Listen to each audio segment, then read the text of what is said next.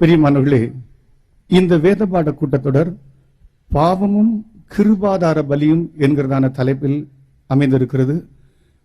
ஆண்டவருக்கு சித்தமானால் தேவன் கொடுக்கிறதான கிருபையின்படியே ஒவ்வொரு நாளும் இந்த செய்தி இந்த இடத்தில் உங்களுக்கு அருளப்படும். இந்த செய்தியுடைய பாகம் இவ்விதமாக பிரிக்கப்பட்டிருக்கு என்பதை பற்றி முதலாவது சொல்லும்படி வாஞ்சிக்கிறேன். முதல் நாளில் பாவத்தை பற்றியும், பாவம் என்ன என்பதை பற்றியும், பாவம் என்றால் என்ன மற்றும் பாவம் அதனுடைய தன்மைகள் என்ன, ஒரு பாவம் ஒரு மனுஷனுக்குள் பிரவேசிக்கும் போது அது என்னென்ன காரியங்களை செய்வது என்பதை பற்றியதாக அமைந்திருக்கும்.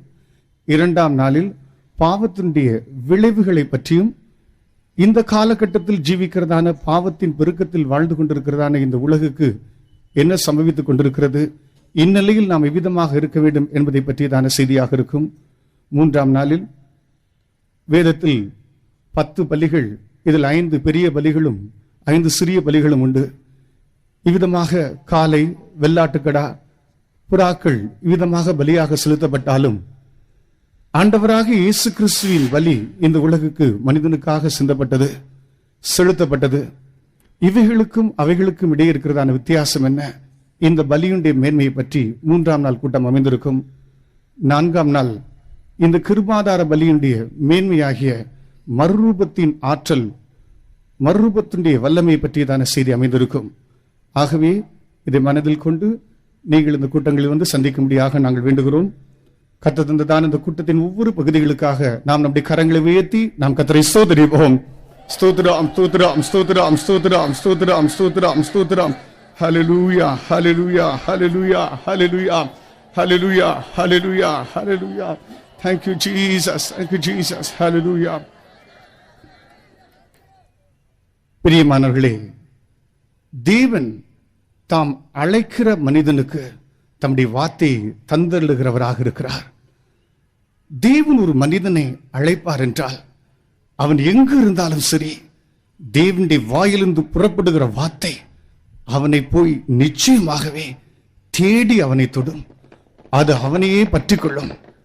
பிரியமானவர்களே, நிச்சயமாகவே இந்த கூட்டத்துக்கு வருகை தந்ததான நீங்கள் தேவனால் அழைக்கப்பட்ட ஜனம். இந்த பட்டணத்தையும் இதை தழுவி இருக்கிற கிராமங்களும் மற்றும் பட்டணங்களிலும் எத்தனையோ லட்சமான ஜனங்கள் இருக்க, தேவனுடைய சித்தம், தேவனால் அழைக்கப்பட்டதான உங்களுக்கு இந்த வார்த்தையை அருள் செய்யும்படியாக தேவனே தம்முடைய மனதில் அதை திருவுளம் கொண்டிருக்கிறார்.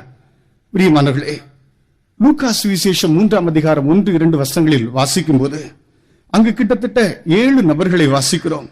திபேரியு ராயன், பொந்தி பிலாத்து, ஏரோது, ஏரோதுடைய சகோதரன் பிலிப்பு, லிசானியா, அன்னா, காய்பா, இப்படியெல்லாம் 7 கூட்டத்தார் இருக்க, தேவனுடைய சத்தம், தேவனுடைய வார்த்தை வனாந்திரத்தில் உள்ளதான யோவான் ஸ்தானத்துக்கே வெளிப்பட்டது.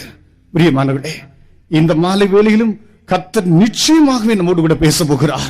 யார் யாருடைய மனதில் அந்த எண்ணம் கொண்டிருக்கிறீர்களோ அவருடைய விசுவாசத்தோடு உடைய இதய கதவுகளை திறந்து வைத்து விடுங்கள். தேவனுடைய வார்த்தை ஒரு நாளும் அது வெறுமையாக திரும்பாது. யார் அதை விசுவாசிக்கிறீர்கள்? நிச்சயமாய் கர்த்தர் என்னோடு கூட பேச போகிறார். நிச்சயமாய் கர்த்தர் என்னை மாற்ற போகிறார். அவருடைய வார்த்தை என்னை மாற்றத்தான் போகிறது.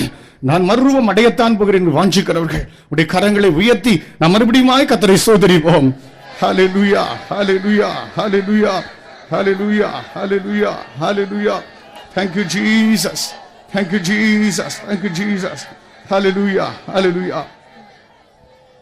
தேவனுடைய வார்த்தை பூமியை அதிர பண்ணும். காதேஸ் வனாந்திரத்தை அது விளக்கும். பெண்மான்களை ஈன செய்யும். கர்த்தருடைய வார்த்தை அவ்வளவு வல்லமை உள்ளது. ஆகவே இந்த செய்தியின் ஆரம்பத்திற்கு முன்பாக தேவனுடைய வார்த்தையை பற்றி தான் ஒரு பாடலை பாடி நான் ஆரம்பிக்கும்படி வாஞ்சிக்கிறேன். உங்களுடைய கையில் கொடுக்கப்பட்ட சிறிய பாட்டுத்தாளை எடுத்துக்கொள்ளுங்கள். பூமி விரைக்கணும், ராஜ்யம் தகரணும்.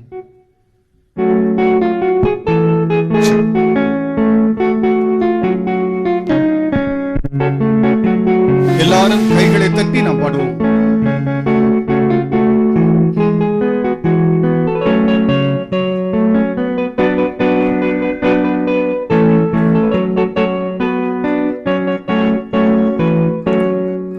பூமி விரைக்கணும், ராஜ்யம் தகரணும், தகருன்னு கத்தாவின் சத்தத்திங்கள். சாத்தான் விழுന്നു சிலகள் உடையின்னு யெகோவையின் பாதத்திங்கள். யெகோவையின் பாதத்திங்கள். கர்த்தன் யுத்த வீரன் பயப்படில்ல. யெகோவா சர்வத்தினும் சக்தன். நின் சைன்யம் வலியது சத்ருவிலும் அவராக்கும் போல். சாத்தான்ய கோட்டைகள் தகர்ந்திடும். சத்ருக்கள் வீணிடும் தகர்ந்திடும். உடங்கிடும் தகர்ந்திடும். பூமி விரைக்குன்னு ராஜ்யம் தகருன்னு கர்த்தாவின் சத்தத்திங்கள். சாத்தான் விழுന്നു சிலகள் உடையின்னு யெகோவையின் பாதத்திங்கள். யெகோவையின் பாதத்திங்கள். கர்த்தாவு ரட்சகன் காருண்யவான். கர்த்தாவு சர்வதயாலு. நின் பவனக்கார் நின் சைன்யமும் அவரார்க்கும் போல். சாத்தான்ய கோட்டைகள் தகர்ந்திடும். சத்ருக்கள் வீணிடும் தகர்ந்திடும். உடங்கிடும் தகர்ந்திடும். பூமி விரைக்குன்னு ராஜ்யம் தகருன்னு கர்த்தாவின் சத்தத்திங்கள். சாத்தான் விழுന്നു சிலகள் உடையின்னு யெகோவையின் பாதத்திங்கள். யெகோவையின் பாதத்திங்கள். ஹல்லேலூயா. பிரியமானவர்களே, நாம் பாடுகிற பாட்டு வானத்தை பூமியை உண்டாக்கின தேவனுடைய பாட்டு. ஹல்லேலூயா. நம்முடைய எலும்புகள் நரம்புகள் தசைகளுக்கு புகுதுவாக. தேவன் நம்மோடு கூட இருக்கிறார். இஸ்ரவேலின் தேவன் நம்முடைய தேவனாக இருக்கிறார். ஏதோ சாதாரணமான சத்தத்தில் அல்ல, சாதாரணமான கைதட்டில் அல்ல. இந்த பூமி நடுங்கத்தக்கதாக தேவன் நம்மோடு கூட இருப்பதை விளங்க செய்யத்தக்கதாக பாட்டுத்தாளை மடியிலோ தரையிலோ வைத்து விட்டு முழு வல்லமையோடு நாம் பாடுவோமாக. ஹல்லேலூயா. யார் யாருக்குள் இந்த வார்த்தை பிரவேசிக்கிறதோ கர்த்தர் உன்னை அசைப்பார். கர்த்தர் உன்னை உருவாக்குவார். இஸ்ரவேலின் தேவன் நம்மோடு கூட இருக்கிறார். ஹல்லேலூயா. தேவ ஜனமே, நீங்கள் பாக்கியம் உள்ளவர்கள். ஹல்லேலூயா. ஆமென். பூமி விரைக்குன்னு ராஜ்யம் தகருன்னு கர்த்தாவின் சத்தத்திங்கள். சாத்தான் விழுന്നു சிலகள் உடையின்னு யெகோவையின் பாதத்திங்கள். யெகோவையின் பாதத்திங்கள். கர்த்தன் யுத்த வீரன் பயப்படில்ல. யெகோவா சர்வத்தினும் சக்தன். நின் சைன்யம் வலியது சத்ருவிலும் அவராக்கும் போல். சாத்தான்ய கோட்டைகள் தகர்ந்திடும். சத்ருக்கள் வீணிடும் தகர்ந்திடும். உடங்கிடும் தகர்ந்திடும். பூமி விரைக்குன்னு ராஜ்யம் தகருன்னு கர்த்தாவின் சத்தத்திங்கள். சாத்தான் விழுന്നു சிலகள் உடையின்னு யெகோவையின் பாதத்திங்கள். யெகோவையின் பாதத்திங்கள். கர்த்தாவு ரட்சகன் காருண்யவான். கர்த்தாவு சர்வதயாலு. நின் பவனக்கார் நின் சைன்யமும் அவரார்க்கும் போல். சாத்தான்ய கோட்டைகள் தகர்ந்திடும். சத்ருக்கள் வீணிடும் தகர்ந்திடும். உடங்கிடும் தகர்ந்திடும். பூமி விரைக்குன்னு ராஜ்யம் தகருன்னு கர்த்தாவின் சத்தத்திங்கள். சாத்தான் விழுന്നു சிலகள் உடையின்னு யெகோவையின் பாதத்திங்கள். யெகோவையின் பாதத்திங்கள். பூமி விரைக்குன்னு ராஜ்யம் தகருன்னு கர்த்தாவின் சத்தத்திங்கள். ஆமென். சாத்தான் விழுന്നു சிலகள் உடையின்னு யெகோவையின் பாதத்திங்கள். யெகோவையின் பாதத்திங்கள். பூமி விரைக்குன்னு ராஜ்யம் தகருன்னு கர்த்தாவின் சத்தத்திங்கள். சாத்தான் விழுന്നു சிலகள் உடையின்னு யெகோவையின் பாதத்திங்கள். யெகோவையின் பாதத்திங்கள். பூமி விரைக்குன்னு ராஜ்யம் தகருன்னு கர்த்தாவின் சத்தத்திங்கள். சாத்தான் விழுന്നു சிலகள் உடையின்னு யெகோவையின் பாதத்திங்கள். யெகோவையின் பாதத்திங்கள். ஹல்லேலூயா. ஹல்லேலூயா. ஹல்லேலூயா. பிரியமானவர்களே, நாம் ஒருவேளை நினைக்கலாம், நாம் இந்த இடத்துல இந்த சிவகாசியில இந்த பட்டணத்தில் இருக்கிறோம், இது எப்படி பெரிய காரியங்களை செய்ய போகிறதுன்னு. வசனம் நமக்கு ஆதாரமாக உண்டு. இயேசுவின் நாமம் ஊற்றுண்ட பரிமள தைலம். ஒரு தைல புட்டிய சென்ட் பாட்டில எடுத்து திறந்த அந்த க்ஷணத்திலே அதனுடைய வாசனை வீச ஆரம்பிக்கும். அதை ஊற்ற அந்த இடத்துல எந்த அந்நிய வாடைகள் இருந்தாலும் அதை துரத்தி கொண்டே இருக்கும். ஹல்லேலூயா. தேவ ஜனமே, நம்முடைய இயேசு நம்முடைய மத்தியில் இன்னைக்கு ஊற்றப்பட்டிருக்கிறார். இந்த தேசத்தை கலக்கிற எந்த வல்லமையாக இருக்கட்டும், அவைகளை விரட்டத்தான் போகிறார். இஸ்ரவேலின் தேவன் நம்மோடு கூட இருக்கிறார். ராஜாதி ராஜா, அவர் கத்தாதி கத்தர், அவரை மகிமைப்படுத்தும்படியாக, அவரை உயர்த்தும்படியாக நாம் வந்திருக்கிறோம். ஆகவே நாம் பாடுகிற பாட்டாக இருக்கட்டும், பிரசங்கத்தின் வார்த்தையாக இருக்கட்டும், நாம் கூடியிருக்கிற கூட்டமாக இருக்கட்டும், தேவன் நம்மோடு கூட இருக்கிறார். ஆகவே யார் யார் அதை விசுவாசிக்கிறீர்களோ, மறுபடியும் ஒரு தடவை இந்த பாட்டை பாடி நாம் செய்திக்குள் நாம் கடந்து போவோமாக. பூமி விரைக்குன்னு ராஜ்யம் தகருன்னு கத்தாவின் சத்தத்தீங்கு, சாத்தான் விழுன்னு சிலைகளுடையின்னு. 2ஆம் அதிகாரம் 2ஆம் வசனத்துக்கு நம்முடைய வேத புத்தகங்களை நாம் திருப்புவோமாக. நம்முடைய பாவங்களை நிவர்த்தி செய்கிற கிருபாதார பலி அவரே. நம்முடைய பாவங்களை மாத்திரமல்ல, சர்வலோகத்தின் பாவங்களையும் நிவர்த்தி செய்கிற பலியாயிருக்கிறார். பிரியமானவர்களே, இந்த வசனத்தின் முதல் பகுதியை மாத்திரம் தியான பகுதியாக நான் எடுத்துக்கொள்ள முடிய வாஞ்சிக்கிறேன். நம்முடைய பாவங்களை நிவர்த்தி செய்கிற கிருபாதார பலி அவரே. நம்முடைய பாவங்களை நிவர்த்தி செய்கிற கிருபாதார பலி அவராக இருக்கிறார்.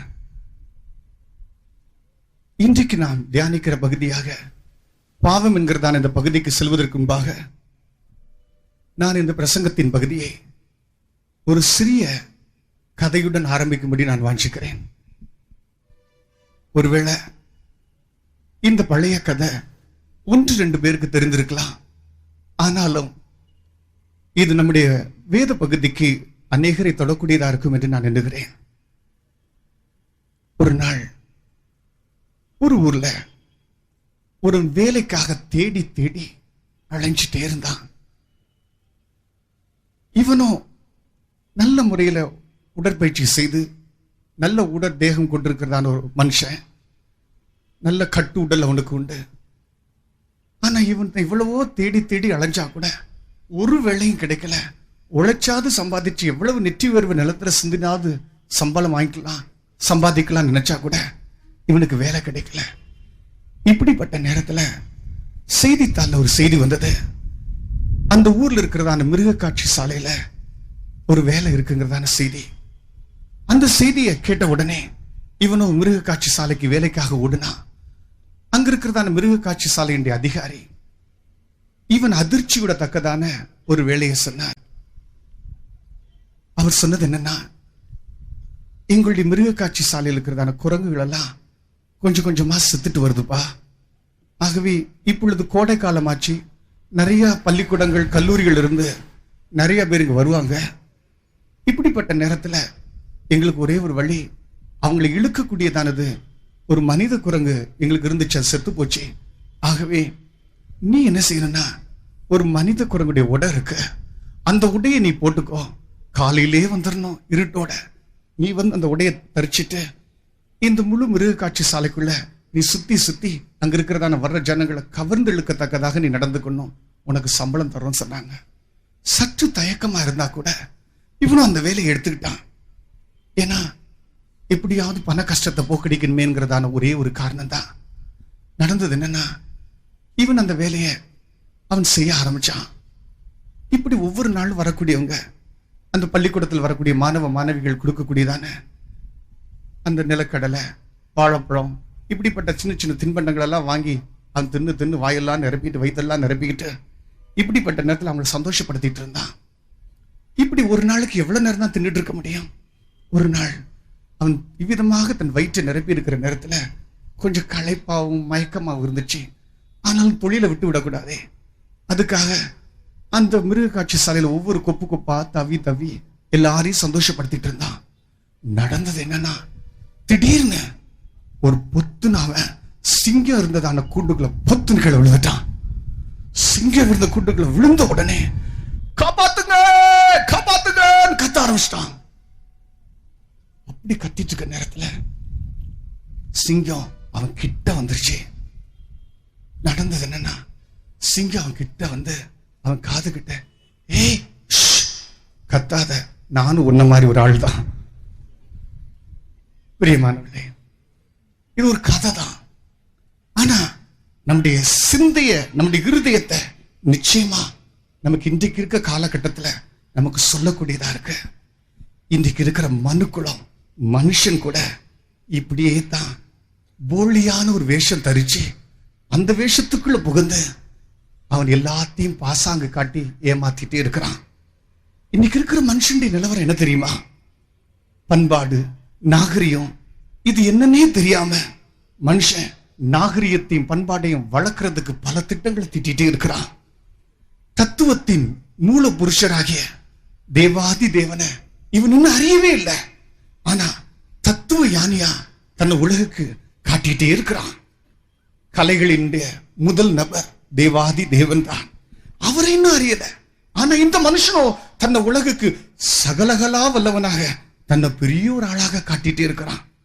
சட்டங்களை எல்லாம் தந்த தேவாதி தேவன் அந்த ஆண்டவர், அவரை இவனுக்கு தெரியாது. ஆனா நடக்கிறது என்ன? வாழ்க்கையில மூல திட்டங்களையும் சட்டங்களையும் போட்டுக்கிட்டே வந்துட்டு இருக்கிறான்.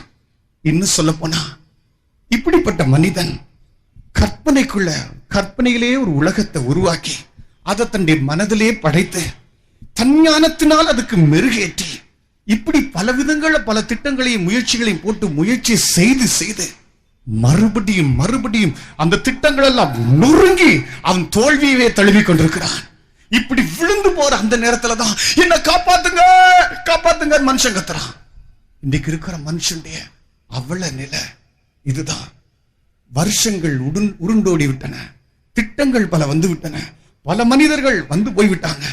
ஆனா இன்றைக்கு மனுஷனுடைய நிலவரம் என்ன காப்பாத்துங்கிறதா. இப்படிப்பட்ட நேரத்துல கூட இருக்கிறதா யாரையாவது பார்த்து எனக்கு உதவி செய்ப்பா என்று சொல்லக்கூடியதான ஒரு இடத்துல இருப்பா சொன்னா அந்த மனுஷனும் கூட என்ன காப்பாத்துங்கன்னு சொல்ற நிலவரத்துல இருக்கு. இன்னும் சொல்ல போனா இன்றைக்கு இருக்கிறதான மனுஷனுடைய அவ்வளவு நிலை எல்லாமே நொறுங்கி வச்சது. எங்கு பார்த்தாலும் பிரச்சனை தளவிரித்து ஆடுது. இந்த பிரச்சனைகளுக்கு மத்தியில மனுஷன் எங்க இருக்கிறான்? இந்த பிரச்சனை எப்படி சந்திக்கிறான்? இந்த பிரச்சனை எந்த இடத்துலதான் இது ஆரம்பம் கொண்டு குடிகொண்டு இருக்க? இதை கண்டுபிடிக்கணும். உலகத்துல ஒரு பெரிய தத்துவ ஞானி இருந்தார். அப்படிப்பட்டவர் இவ்விதமான ஒரு செய்தித்தாள்ல ஒரு கட்டுரை வந்துச்சு. உலகத்தினுடைய தவறு அல்லது பிரச்சனை எந்த இடத்துல இருக்குன்னு சொல்லி ஒரு செய்தி வந்துச்சு. இந்த செய்தியை கேட்ட உடனே அவர் இவ்விதமான ஒரு அழகான வார்த்தை எழுதினார். ஆனால் மிகவும் சுருங்கின வார்த்தை தான் அந்த பதில். ஆனா அந்த எடிட்டர், அந்த பத்திரிகையினுடைய நிருபர் அதை போய் படிச்சு பல முறை தலையை உடைச்சுக்கிட்ட கூடியதான சிந்திக்க கூடியதான ஒரு பதிலா இருந்துச்சு. உலகத்தின் தவறு, உலகத்தின் பிரச்சனை எதுக்குள்ள தங்கி இருக்கு? அவர் மறுமொழியா எழுதினார், ஐயா ஆசிரியர் ஐயா, உலகத்தின் பிரச்சனை தவறு எதுல தங்கியிருக்குன்னு நீங்க ஒரு எழுத்து எழுதியிருந்தீங்க. அது வேற எங்க அல்ல, அந்த பிரச்சனை நான் தான். இப்படிக்கு ஜி.கே. ஜஸ்டன் என்று எழுதிவிட்டார். பிரியமானவர்களே, நல்லா கவனிங்க. மனுஷனுடைய பிரச்சனை வெளியே அல்ல, சூழ்நிலைகள் அல்ல, குறிக்கப்பட்ட ஒரு நபர் அல்ல, அவனுக்குள்ளதான் பிரச்சனை இருக்கு. மனுஷனுடைய பிரச்சனை அவனுடைய இருதயத்துக்குள்ள இருக்கு. இருதயத்தின் பிரச்சனை அவனுடைய பாவமா இருக்கு. மனுஷனுக்குள் வாசமா இருக்கிற பாவமே அவனுடைய இருதயத்துக்குள் இருக்கிறதான பொல்லாத சிந்தனைகள், பாவத்தின் ஒவ்வொரு கிரியிலும் அவனுக்குள்ளேந்து புறப்பட்டு எல்லாத்தையும் கெடுத்துட்டு இருக்க. என்ன சொல்ல போனா ஒவ்வொரு சூழ்நிலைகளிலும் மனிதனுடைய பிரச்சனை வெளியே அல்ல, உள்ளதா இருக்க. It's not without, it's within. உள்ள இருக்கிறபடினால சூழ்நிலைகள் மத்தியில மனுஷன் எவ்வளவு செஞ்சாலும் கடைசியில எல்லாமே சீர்குலைஞ்சு கீழே விழுந்து விடக்கூடியதான சூழ்நிலையா இருக்கு. பிரியமானவர்களே, டாக்டர் ஜான் R.W. ஸ்டட்ங்கிறவர் இவ்விதமான ஒரு காரியத்தை பேசினார். வெறும் நம்பிக்கையின் வார்த்தைகளை சொன்னா போதாது, நம்பிக்கையின் பத்திரம் நமக்கு கொடுக்கப்படணும், எழுத்து இருக்கணும். வெறும் கதவு மாத்திரம் வச்சுட்டா போதாது, போல்ட் போட்டு பூட்டு போட்டு சரியா அதுக்கு பூட்டி வைக்கணும். ஏதோ பயணத்துக்கு சீட்டுக்குன்னு பணத்தை வாரி இறைச்சா போதாது, டிக்கெட் வாங்கணும், அது பஞ்ச் பண்ணப்படணும், சரியா அது ஆய்வு செய்யப்படணும், இன்னும் சொல்ல போனா சரியான இடத்துல அது கலெக்ட் பண்ணப்படணும். சட்டம் ஒழுங்கு, லா அண்ட் ஆர்டர்னு சொல்லி ஏதோ எழுதி வச்சா போதாது, அதை கரெக்டா செய்யறதுக்கு காவல்துறை இருக்கத்தான் வேணும். இன்னும் சொல்ல போனா எத்தனையோ காரியங்கள் நாம் வழக்கமாக செய்ய கற்றுக்கொண்டோம். இன்னைக்கு இருக்கிறதான சயின்ஸ், இன்னைக்கு இருக்கிறதான பிலாசபி, இன்னைக்கு இருக்கிறதான எத்தனையோ பொருளாதார கொள்கைகள், இன்னைக்கு இருக்கிற எத்தனையோ காரியங்கள் ஒரு வழக்கமா நம்மளை மாற்றிட்டு ஒழிய பிரச்சனையுடைய வேற போய் தொட்டு அதை இழுத்து கொண்டு வந்து அதை முடிக்கிறதுக்கு ஒரு முடிவை நமக்கு கொடுக்கறது இல்ல. காரணம் என்னன்னா, மனுஷனுடைய பிரச்சனை வெளியே அல்ல, அவனுக்குள்ளதான் இருக்கு. மனுஷனுக்குள் வாசமா இருக்கிற பாவமே மனுஷனுடைய பிரச்சனைக்கெல்லாம் காரணமா இருக்கு. இந்த பிரச்சனை உள்ளதா இருக்குங்கிறத அவன் கண்டுபிடிக்க முடியாததுனால சூழ்நிலைகள்ல பெரிய பெரிய காரியங்களை செய்யறான். ஆனா ஒரு நாள் வரும்போது சீர்குலைஞ்சு விழுந்துடுறான். பிரியமானவர்களே, நான் இன்றைக்கு உங்களுக்கு முன்பாக நின்று இந்த வார்த்தைகளை சொல்லிக் கொண்டிருக்கிறேன். நமக்கு முன்பாக கிட்டத்தட்ட சொல்லப்படத்தக்கதான 40 யுத்தங்கள் நடந்துருச்சு. ஒவ்வொரு யுத்தமும் கொழுந்து விட்டு எரிகிற தீய போல உலகத்தின் பல பாகங்கள்ல அது எழும்பி மனுஷனுடைய ரத்தத்தை பயங்கரமா சிந்திச்சு உறிஞ்சி குடிச்சிருச்சு.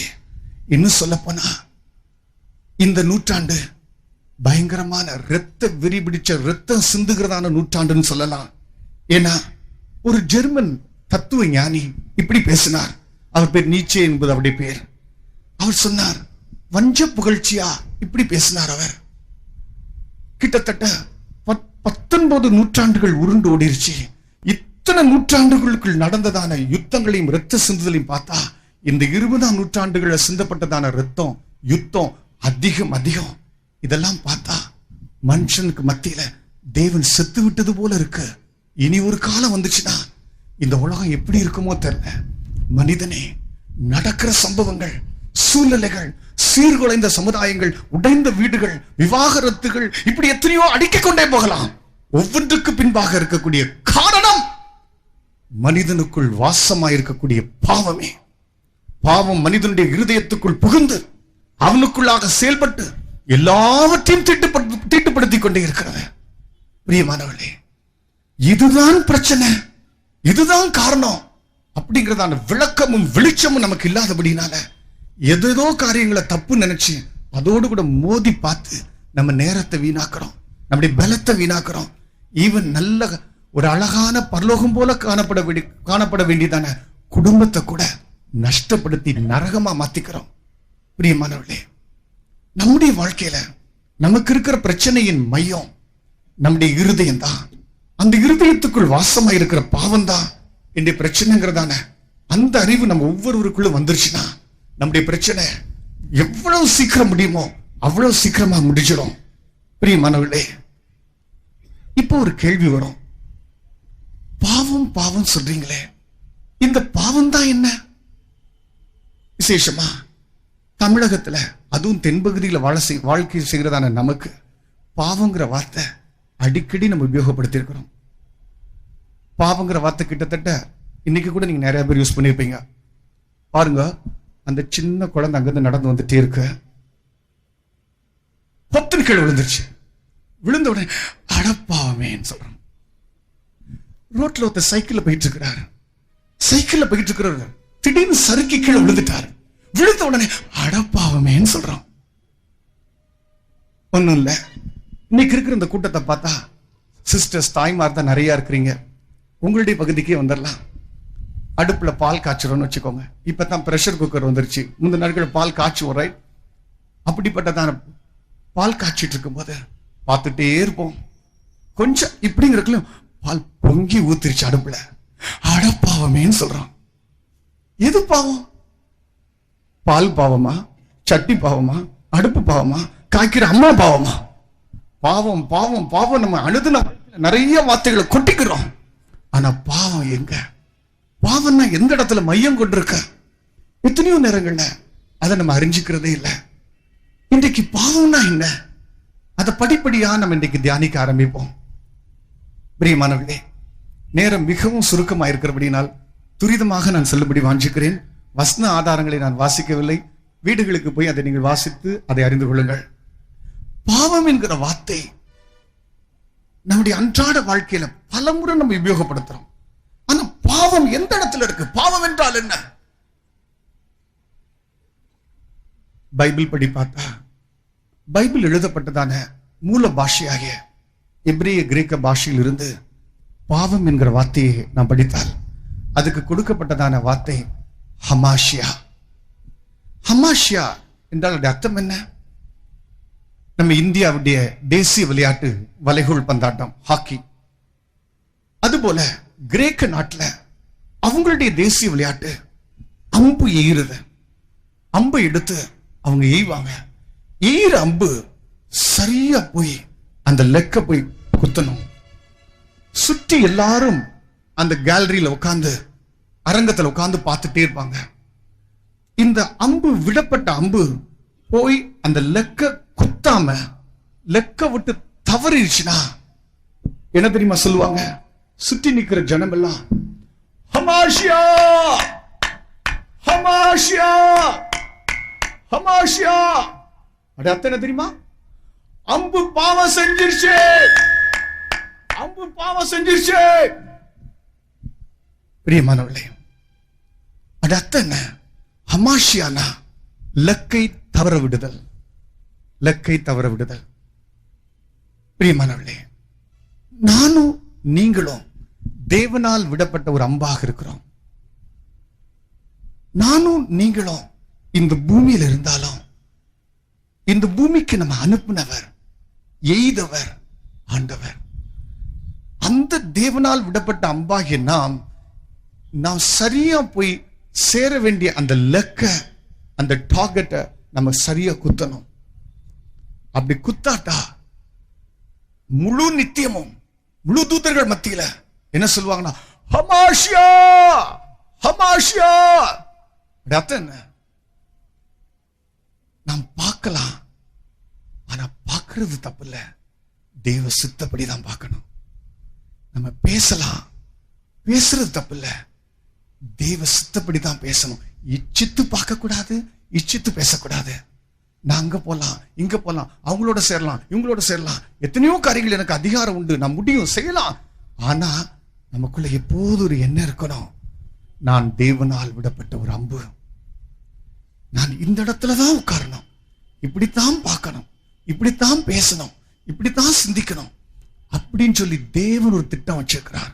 இதை தவிர நான் இச்சையோட தேவ சித்தம் இல்லாம நான் எதை பார்க்கிறனோ, பேசுறனோ, செய்யறனோ, எந்தெந்த இடத்துக்கு நான் போறேனோ, இட்ஸ் கால் ஹமாஷியா.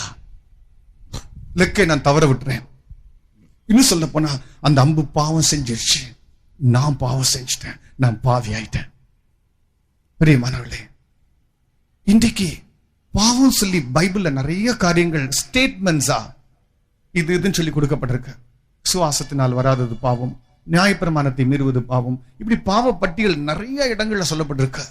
ஆனா இன்னைக்கு இரத்த புஷ்டியா, ரத்தன சுருக்கமா ஒரே வார்த்தையில் நான் அடக்கிக் கொள்ளும்படி வாஞ்சிக்கிறேன். பாவம் என்றால் ஹமாஷியா. நம்ம எங்கே இருக்கலாம், ஆனா தேவனுடைய சித்தப்படி மாத்திரம் இருக்க முடியும். தேவ சித்தப்படி மாத்திரம் தான் பார்க்க முடியும். யாருக்கும் நம்ம தெரியாம இருக்கலாம், எல்லாரையும் மறைச்சிடலாம், எல்லார் கண்ணையும் விட்டு நம்ம ஓடிடலாம். 4 சவருக்கு மத்தியில் எல்லாத்தையும் அடைச்சிட்டு யாருக்குமே தெரியாது சொல்லி உள்ள உட்கார்ந்துட்டு இருந்த எத்தனையோ காரியங்களை செய்யலாம். யாருக்குமே தெரியாது, இந்த கூட்டத்துக்கு தான் உட்கார்ந்து இருக்கிறேன், என் எண்ணமெல்லாம் எங்கேயோ சுத்திட்டு இருக்கு, நீங்க ஜாலியா இருக்கலாம்.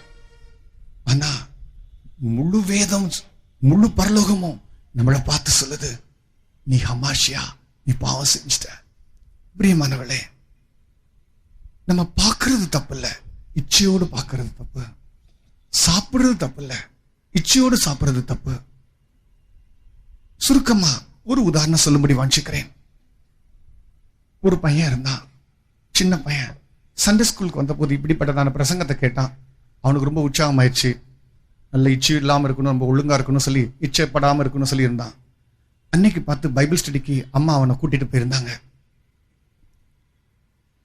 கூட்டிட்டு போறதுக்கு முன்னால வீட்டுல குலோப் ஜாம் செஞ்சு நல்ல ஜீரால போட்டு ஊற வச்சுட்டு போயிட்டாங்க. அன்னைக்கு இருக்கிற பிரசங்கம் அடிச்சு பிரசங்கம் பண்றாங்க, இச்சப்படக்கூடாது, இச்சை பாவம் சொல்லி. இவனுக்கும் குலோப் ஜாம் ரொம்ப இன்ட்ரெஸ்ட். நடந்தது என்ன? தெய்வ செய்தி பிஞ்சு உள்ளமாகி இவனுடைய இருதயத்தை தொற்றுச்சு, நொறுக்கிடுச்சு. வீட்டுக்கு திரும்பி வந்தான். திரும்பி வந்த பிற்பாடு அவன் அம்மா சொன்னாங்க, டேய் குலோப் ஜாம் தரேன்டா, ஓடியா ஓடியா ஓடியா சொல்லி கூப்பிட்டாங்க.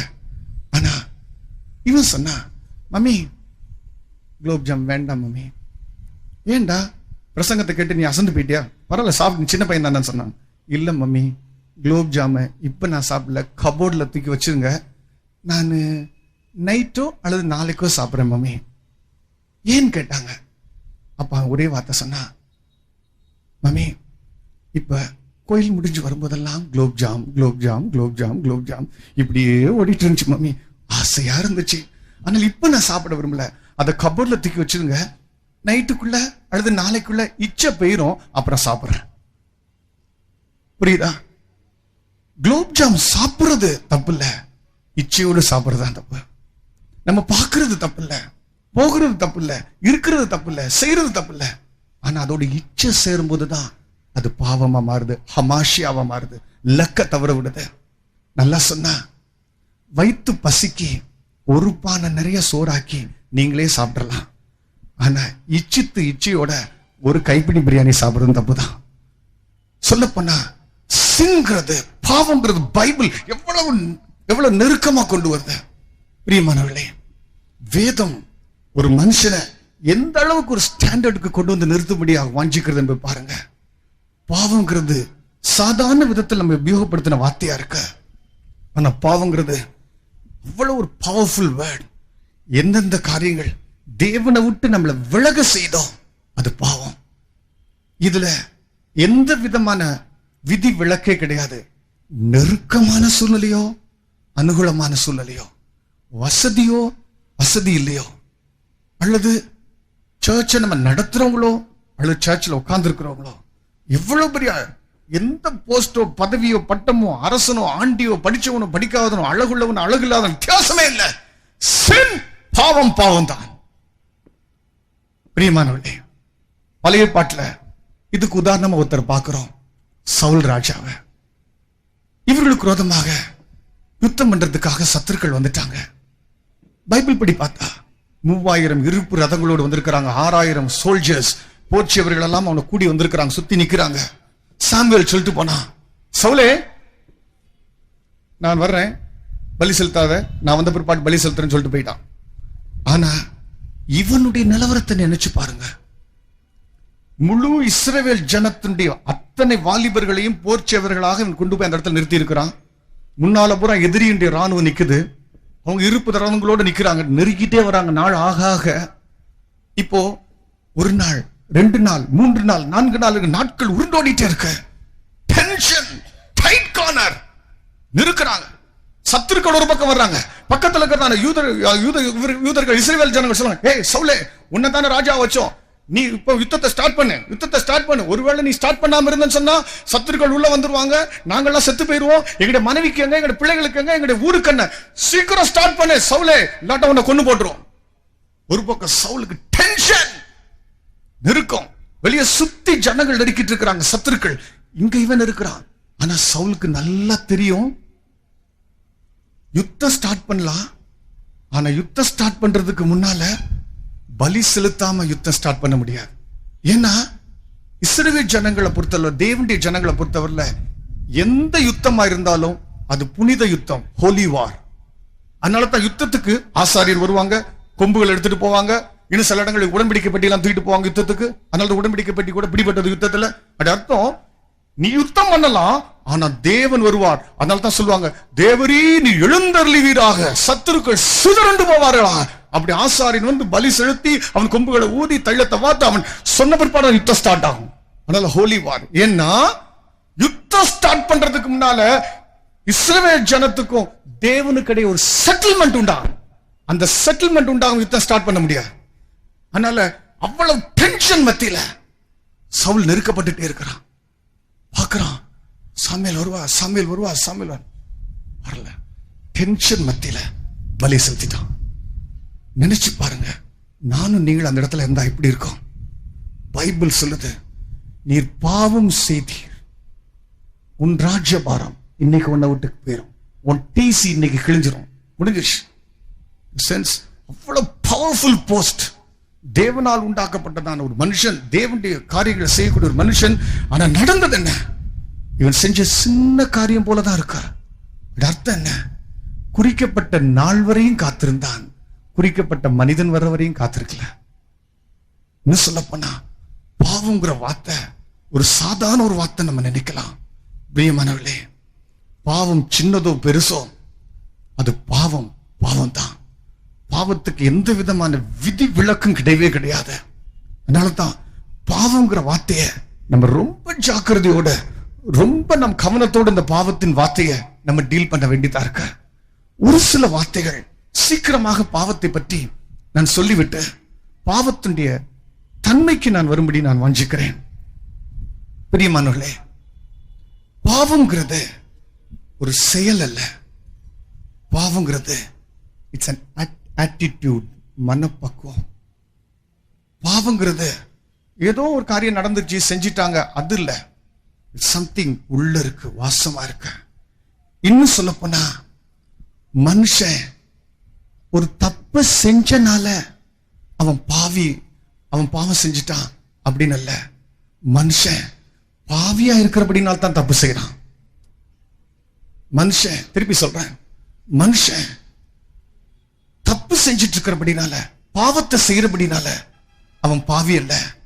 பாவம் செய்யற பாவியா இருக்கிறபடினால அவன் பாவம் செஞ்சுட்டே இருக்கிறான். அதனால பாவத்தை கிள்ற இடம் வெளியல்ல, செயல் அல்ல, ஹார்ட், இருதயம்.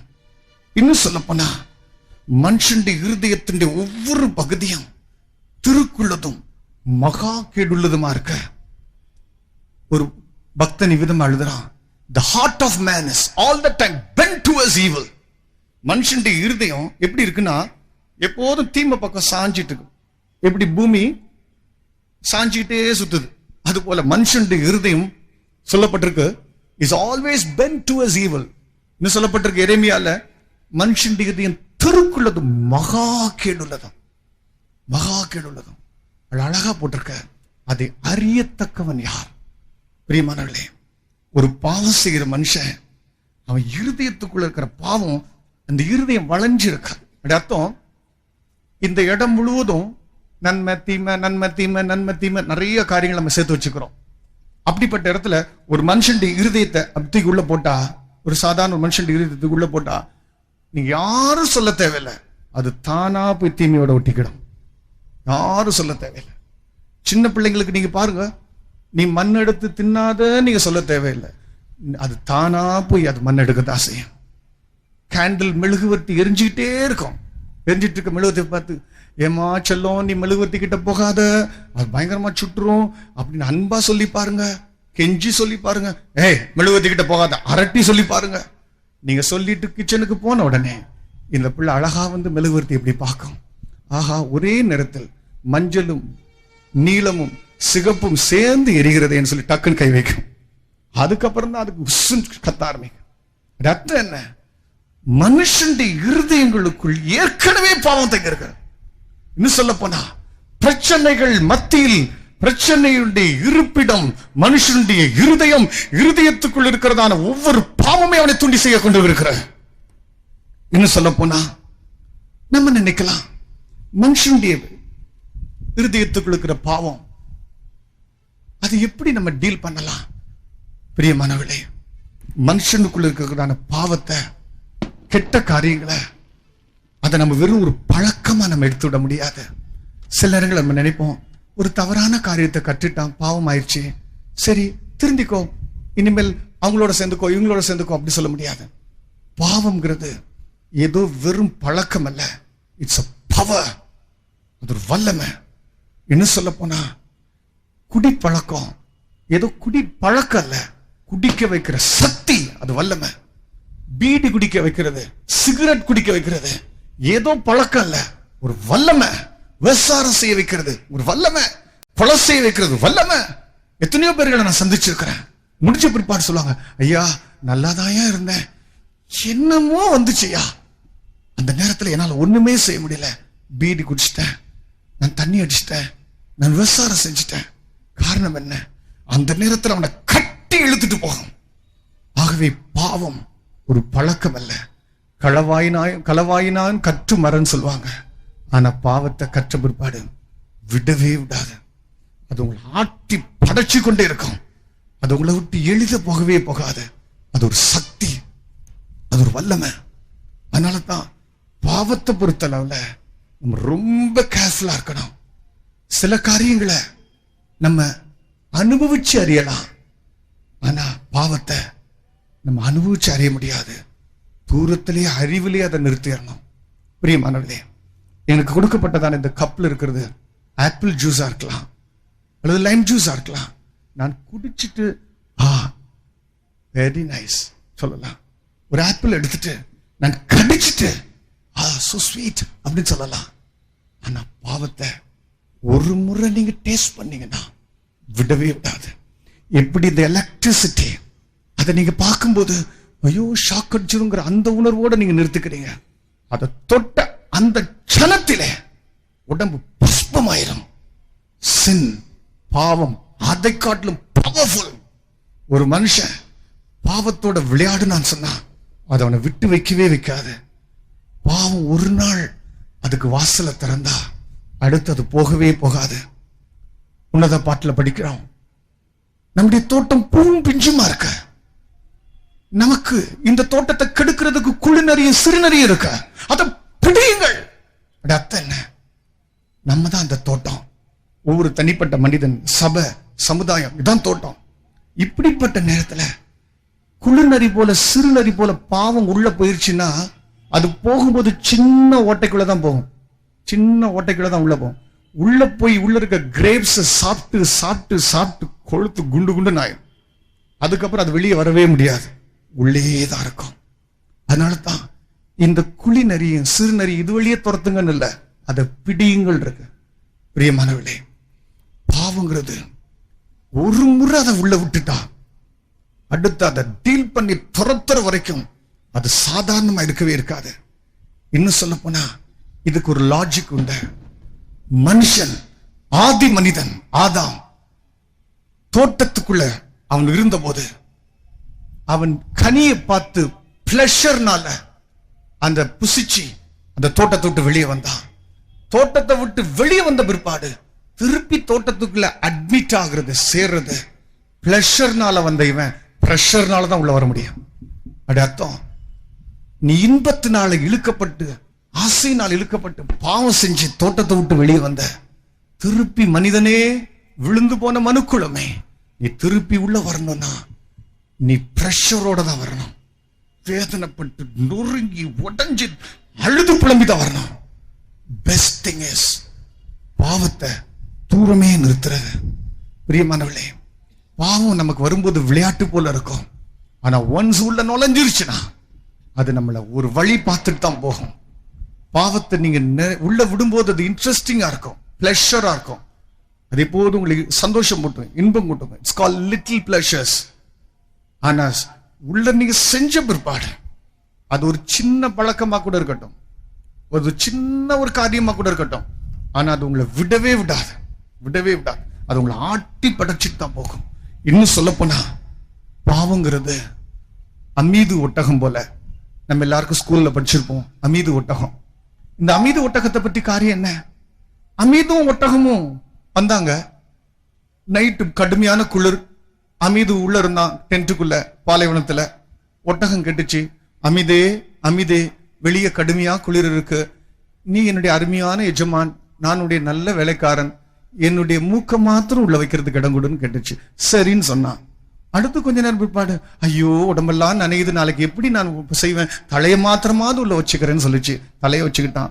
அடுத்து கழுத்தை கேட்டுச்சு, உடம்ப கேட்டுச்சு. கடைசியில ஒட்டகம் உள்ள ஜாலியா இருக்கு, அமீது வெளியே போயிட்டார். பிரியமானவர்களே, இதே தான் நடக்கிறது. பாவத்துடைய என்ட்ரன்ஸ் அது அற்பமா இருக்கும், விளையாட்டு போல இருக்கும், ரீசனபிளா இருக்கும், லாஜிக் இருக்கும். ஆனா ஒன்ஸ் அது செஞ்ச பிற்பாடு அது உள்ள போயிட்டே இருக்கும். இன்னும் சொல்ல போனா பாவங்கிறது ஒரு நல்ல துப்பாக்கி குண்டு போல, அதுக்குள்ள கன் பவுடர் நிறைஞ்சிருக்கும். the moment அதை ஷூட் பண்ண உடனே அது போய் கரெக்டா ஒரு ஆளுடைய பாடியில ஒரு இடத்தை குத்துன உடனே அந்த புல்லட்ஸ் உள்ள பட்ட உடனே உள்ள செதறும். அது போகிற வரைக்கும் ஒரே தான் போகும், ஆனா உள்ள போன உடனே வெடிச்சு செதறும். இது போல பாவத்தினுடைய என்ட்ரன்ஸ், அது சின்ன பீடி குடிக்கிறதா இருக்கலாம், கெட்ட வார்த்தை பேசுறதா இருக்கலாம், ஃப்ரெண்டா இருக்கலாம், தவறான பாய் ஃப்ரெண்டா இருக்கலாம், கேர்ள் ஃப்ரெண்டா இருக்கலாம், தவறான வீட்டுக்கு போயிட்டு வரதா இருக்கலாம், எத்தனையோ காரியங்களா இருக்கலாம். ரொம்ப அது சின்னதா விளையாட்டா ரீசனபிளா இருக்கும். ஆனா மோமெண்ட் அது உள்ள நுழைஞ்ச உடனே அது சிதறும், அது எல்லா இடங்களையும் பரவும். இன்னும் சொல்ல போனா பாவத்தை எப்படி சொல்லலாம்னா ஒரு அரிப்பிளவை போல, அது விடவே விடாது. the moment அது ஸ்டார்ட் பண்ண பிற்பாடு அது ஜெயிச்சு ஜெயிச்சு ஜெயிச்சு ஜெயிச்சுட்டே இருக்கும். அது போல பாவம் ஒரு மனுஷனுக்குள்ள பிரவேசிச்சிருச்சுன்னா அவன் சதியா டீல் பண்ண கற்றுக்கொள்ளாட்டா பாவம் அவனை முற்றிலுமா அவனை வாங்கிடும். என்ன சொல்ல போனா பாவத்தை குறித்து ஏன் இந்த அளவுக்கு நம்ம பேசுறோம்? ஏன்னா மனுக்குள்ளத்துக்குள் பாவம் இன்னைக்கு தளவிரிச்சு ஆடுது. ஆனா பாவம் செய்யறோம் நமக்கே தெரிகிறது இல்ல. சில நேரங்களில் நம்ம நினைப்போம் பாவம் இந்த அளவுக்கு நம்ம கவனமா ரொம்ப கவனமா நம்ம இல்லாட்டா அது நம்மள ஒரு வலி பண்ணிடும், உறிஞ்சி குடிச்சிடும். நான் இலங்கைக்கு போயிருந்தேன்.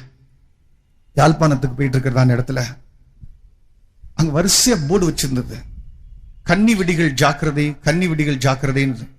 நான் சில இடங்கள்ல பார்த்தேன், சில தம்பிமார்கள் கை இல்லாம கால் இல்லாம கண்கள் தலையில அடிபட்டு நிறைய வாலிபர்கள் சுத்திட்டு இருந்தாங்க. அப்ப அவங்ககிட்ட கேட்டேன், நான் என்னப்பா இப்படி இருக்கீங்கன்னு. சொன்னாங்க, கன்னி வெடி இருந்துச்சையா, நாங்க போய் அதை மிதிச்சிட்டோம், தூக்கி அடிச்சிச்சு எங்களை. அர்த்தம் அவங்க சொல்றாங்க, ஒவ்வொரு அந்த எப்படிப்பட்ட இடத்துக்கு ரொம்ப ஜாக்கிரதையா நாங்க நடந்து போவோம், ஒரு சின்ன ஸ்டெப் கூட கவனமா இருக்கணும். பிரியமானவர்களே, இந்த உலகம் முழுவதும் பாவத்துக்குள்ள நிறைஞ்சிருக்கு. நம்முடைய ஒவ்வொரு நடையும் ஒவ்வொரு பார்வையும் எக்ஸ்ட்ராடினரி கேர்ஃபுல்லா இல்லாட்டா எந்த நேரமும் பாவம் ஏறிடும். ஒரு நாள் ஒரு இடத்துல வானத்துல ஒரு பருந்து நல்லா பறந்துட்டு அழகா இருந்துச்சு. திடீர்னு பார்த்தா அந்த பருந்து சுண்டி சுண்டி இழுத்துச்சு, திருப்பி பறந்துச்சு, திருப்பி சுண்டி சுண்டி இழுத்துச்சு. மேய்ப்பர்கள் கீழே இருந்து பார்த்துட்டே இருந்தாங்க.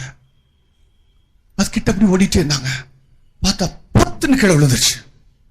விழுந்த உடனே கிட்ட ஓடி போய் பார்த்தா பருந்து செத்து போச்சு. செத்து போன அந்த பருந்து எடுத்து நல்லா தானே இருக்கு, நல்லா தானே இருக்கு, உள்ள உள்ள அதனுடைய இறகெல்லாம் விளக்கிட்டு பார்த்தா உள்ள அட்டைப்பூச்சிகள் இருந்தது. பிரியமானவர்களே, இந்த பருந்து தான் சாப்பாடுக்காக வயிற்று நிரப்புறதுக்காக அந்த வயிற்று பசியை போக்குறதுக்காக நதி ஓரங்கள்ல இறங்கியிருக்க. இறங்குற நேரத்துல இது நல்ல தவளையும் அதையும் பிடிச்சு சாப்பிட்டது உண்மைதான். இதுக்கே தெரியாம அட்டைப்பூச்சி உள்ள ஏறிக்கிச்சு. இது போல நம்முடைய வாழ்க்கையில நிச்சயமா நம்ம வயிற்று பிளப்புக்காக, வயிற்றுக்கு நம்ம பசியை தீர்க்கிறதுக்கு நம்ம கண்டிப்பா வேலைக்கு போகத்தான் செய்யணும். கண்டிப்பா எத்தனையோ காரியங்கள் நம்ம செய்யத்தான் செய்யணும். ஆனா ரொம்ப ஜாக்கிரதை. நம்முடைய ஸ்கூல்ல, நம்முடைய காலேஜ்ல, நம்ம இருக்கிற வேலை ஸ்தலங்கள்ல அட்டைப்பூச்சியை போல பாவம் உள்ள பிரவேசிக்கிறதுக்கு இடம் கொடுக்க கூடாது. அது நமக்கு தெரியவே தெரியாது. ஆனா ஒரு நாள் நம்ம பார்ப்போம், நல்லா பறந்து பறந்து போயிட்டே இருப்போம். நல்ல விசுவாசியா, நல்ல எத்தனையோ காரியங்கள் இருந்துட்டு இருப்போம், நல்ல தேவனுடைய பிள்ளையா இருப்போம். பறந்துட்டு இருக்கும் போதுதான் திடீர்னு ஆபத்து வரும். கிறிஸ்டியன் லைஃப்ங்கிறது எப்படியோ செய்யறதல்ல. கிறிஸ்தவ வாழ்க்கைங்கிறது 10 கல்லை எடுத்து வீசிட்டு ஒரு மாங்காய் வந்துருச்சுங்கிறது கிறிஸ்தவ ஜீவியம் கிடையாது. கிறிஸ்தவ ஜீவியங்கிறது ஒரு கல் ஒரு மாங்காய், ஒரு கல் ஒரு மாங்காய், ஒரு கல் ஒரு மாங்காய். அர்த்தம் நம்முடைய ஒவ்வொரு ஸ்டெப்பும் தேவன் நம்ம ஒழுங்குபடுத்தணும். உன் நடைகளை அவருக்கு ஒப்புவி, அவர் அதை உறுதிப்படுத்துவார். ஒவ்வொரு ஸ்டெப்பும் காட் தான் நம்மள சரியா அதை செஞ்சுட்டே இருக்கணும். இன்னைக்கு இருக்கிற பிரச்சனை என்னன்னா, மனுஷனுக்கு இருக்கிற இன்னைக்கு பிரச்சனையில பெரிய காரியம் தான் பாவத்துக்குள்ள மாட்டிட்டான், பாவத்துக்குள்ள விழுந்துட்டோம், இது வெளியே வரணும் இந்த உணர்வு கூட கிடையாது. அந்த அளவுக்கு பாவத்தினுடைய மயக்கம் இருக்கு. 1974 ஆண்டு அமெரிக்கா காங்கிரஸ் மீட்டிங்ல டாக்டர் மால்கம் மேக்ரெட்ங்கிறவர் இவ்விதமா பேசினார். ஒரு சூடாயிட்டு இருக்கிற, வெப்பமா இருக்கிற தண்ணிக்குள்ள ஒரு தவளையை பிடிச்சு அப்படி உள்ள போட்டா உள்ள விழுந்த ஜோர்ல துள்ளி குதிச்சிடும், வெளியே எகிரிடும்.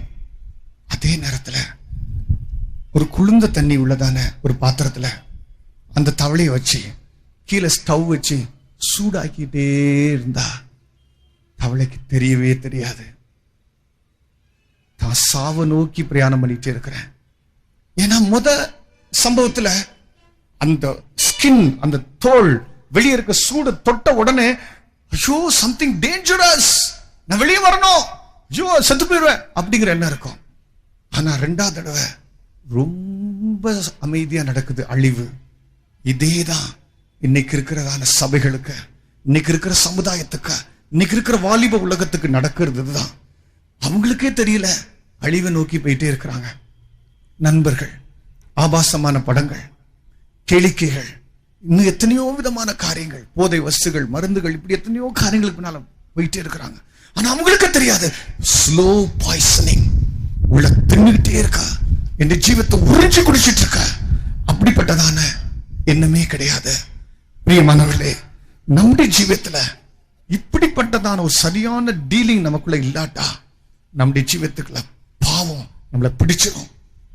இன்னைக்கு சேட்டிங் வருந்தத்தக்க செய்தி என்ன தெரியுமா? மனுஷன் இப்படி தேவனுக்கு விரோதமாக முரட்டாட்டம் பண்ணி கழகம் பண்ணி பாவம் செஞ்சிட்டு இருந்தா கூட பாவத்தை விட்டு வெளியே வரணுமே, வெளியே வரணுமே, தப்பு செய்யறேனே, அந்த இதய துடிப்பு கூட இல்ல. Sad part of sinners. மனுஷன் தப்பு செஞ்சுட்டு அந்த தப்புல என்ஜாய் பண்ணிட்டு இருக்கிறான், என்ஜாய் பண்ணிட்டு இருக்கிறான். வெளிநாட்டுல நடந்த ஒரு சம்பவம்.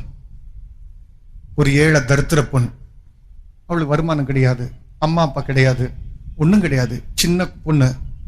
அவளுடைய சொந்தக்காரி தான் அவள் எடுத்து வளர்த்துட்டு வந்தா. இவ ஒரு ஐடியா பண்ணா, உன்னை நீ வளர்ந்துட்டு இருக்கிற, ஒண்ணு செய்யறமா, உன் பர்த்டே வருது, பிறந்த நாள் வருது, நல்ல தெரிஞ்ச பணக்காரங்க ஃப்ரெண்ட்ஸ் மற்றும் நண்பர்களையும், அது மாத்திரம் இல்ல சொந்தக்காரங்களையும் கூப்பிடுறேன், நான் அதை பாத்துக்கிறேன், நீ ஒண்ணு செய், நான் எல்லாம் செஞ்சிடறேன். நான் அன்னைக்கு பர்த்டே அன்னைக்கு உன்னை நான் நடுவுல கூப்பிடுவேன். இது வெளிநாட்டில் நடந்த ஒரு சம்பவம். நீ அப்ப உன்னை பார்த்து நீ பாடுன்னு சொல்லுவேன். நீ உடனே சத்தம் ஒரு அழகான பாட்டு பாடு.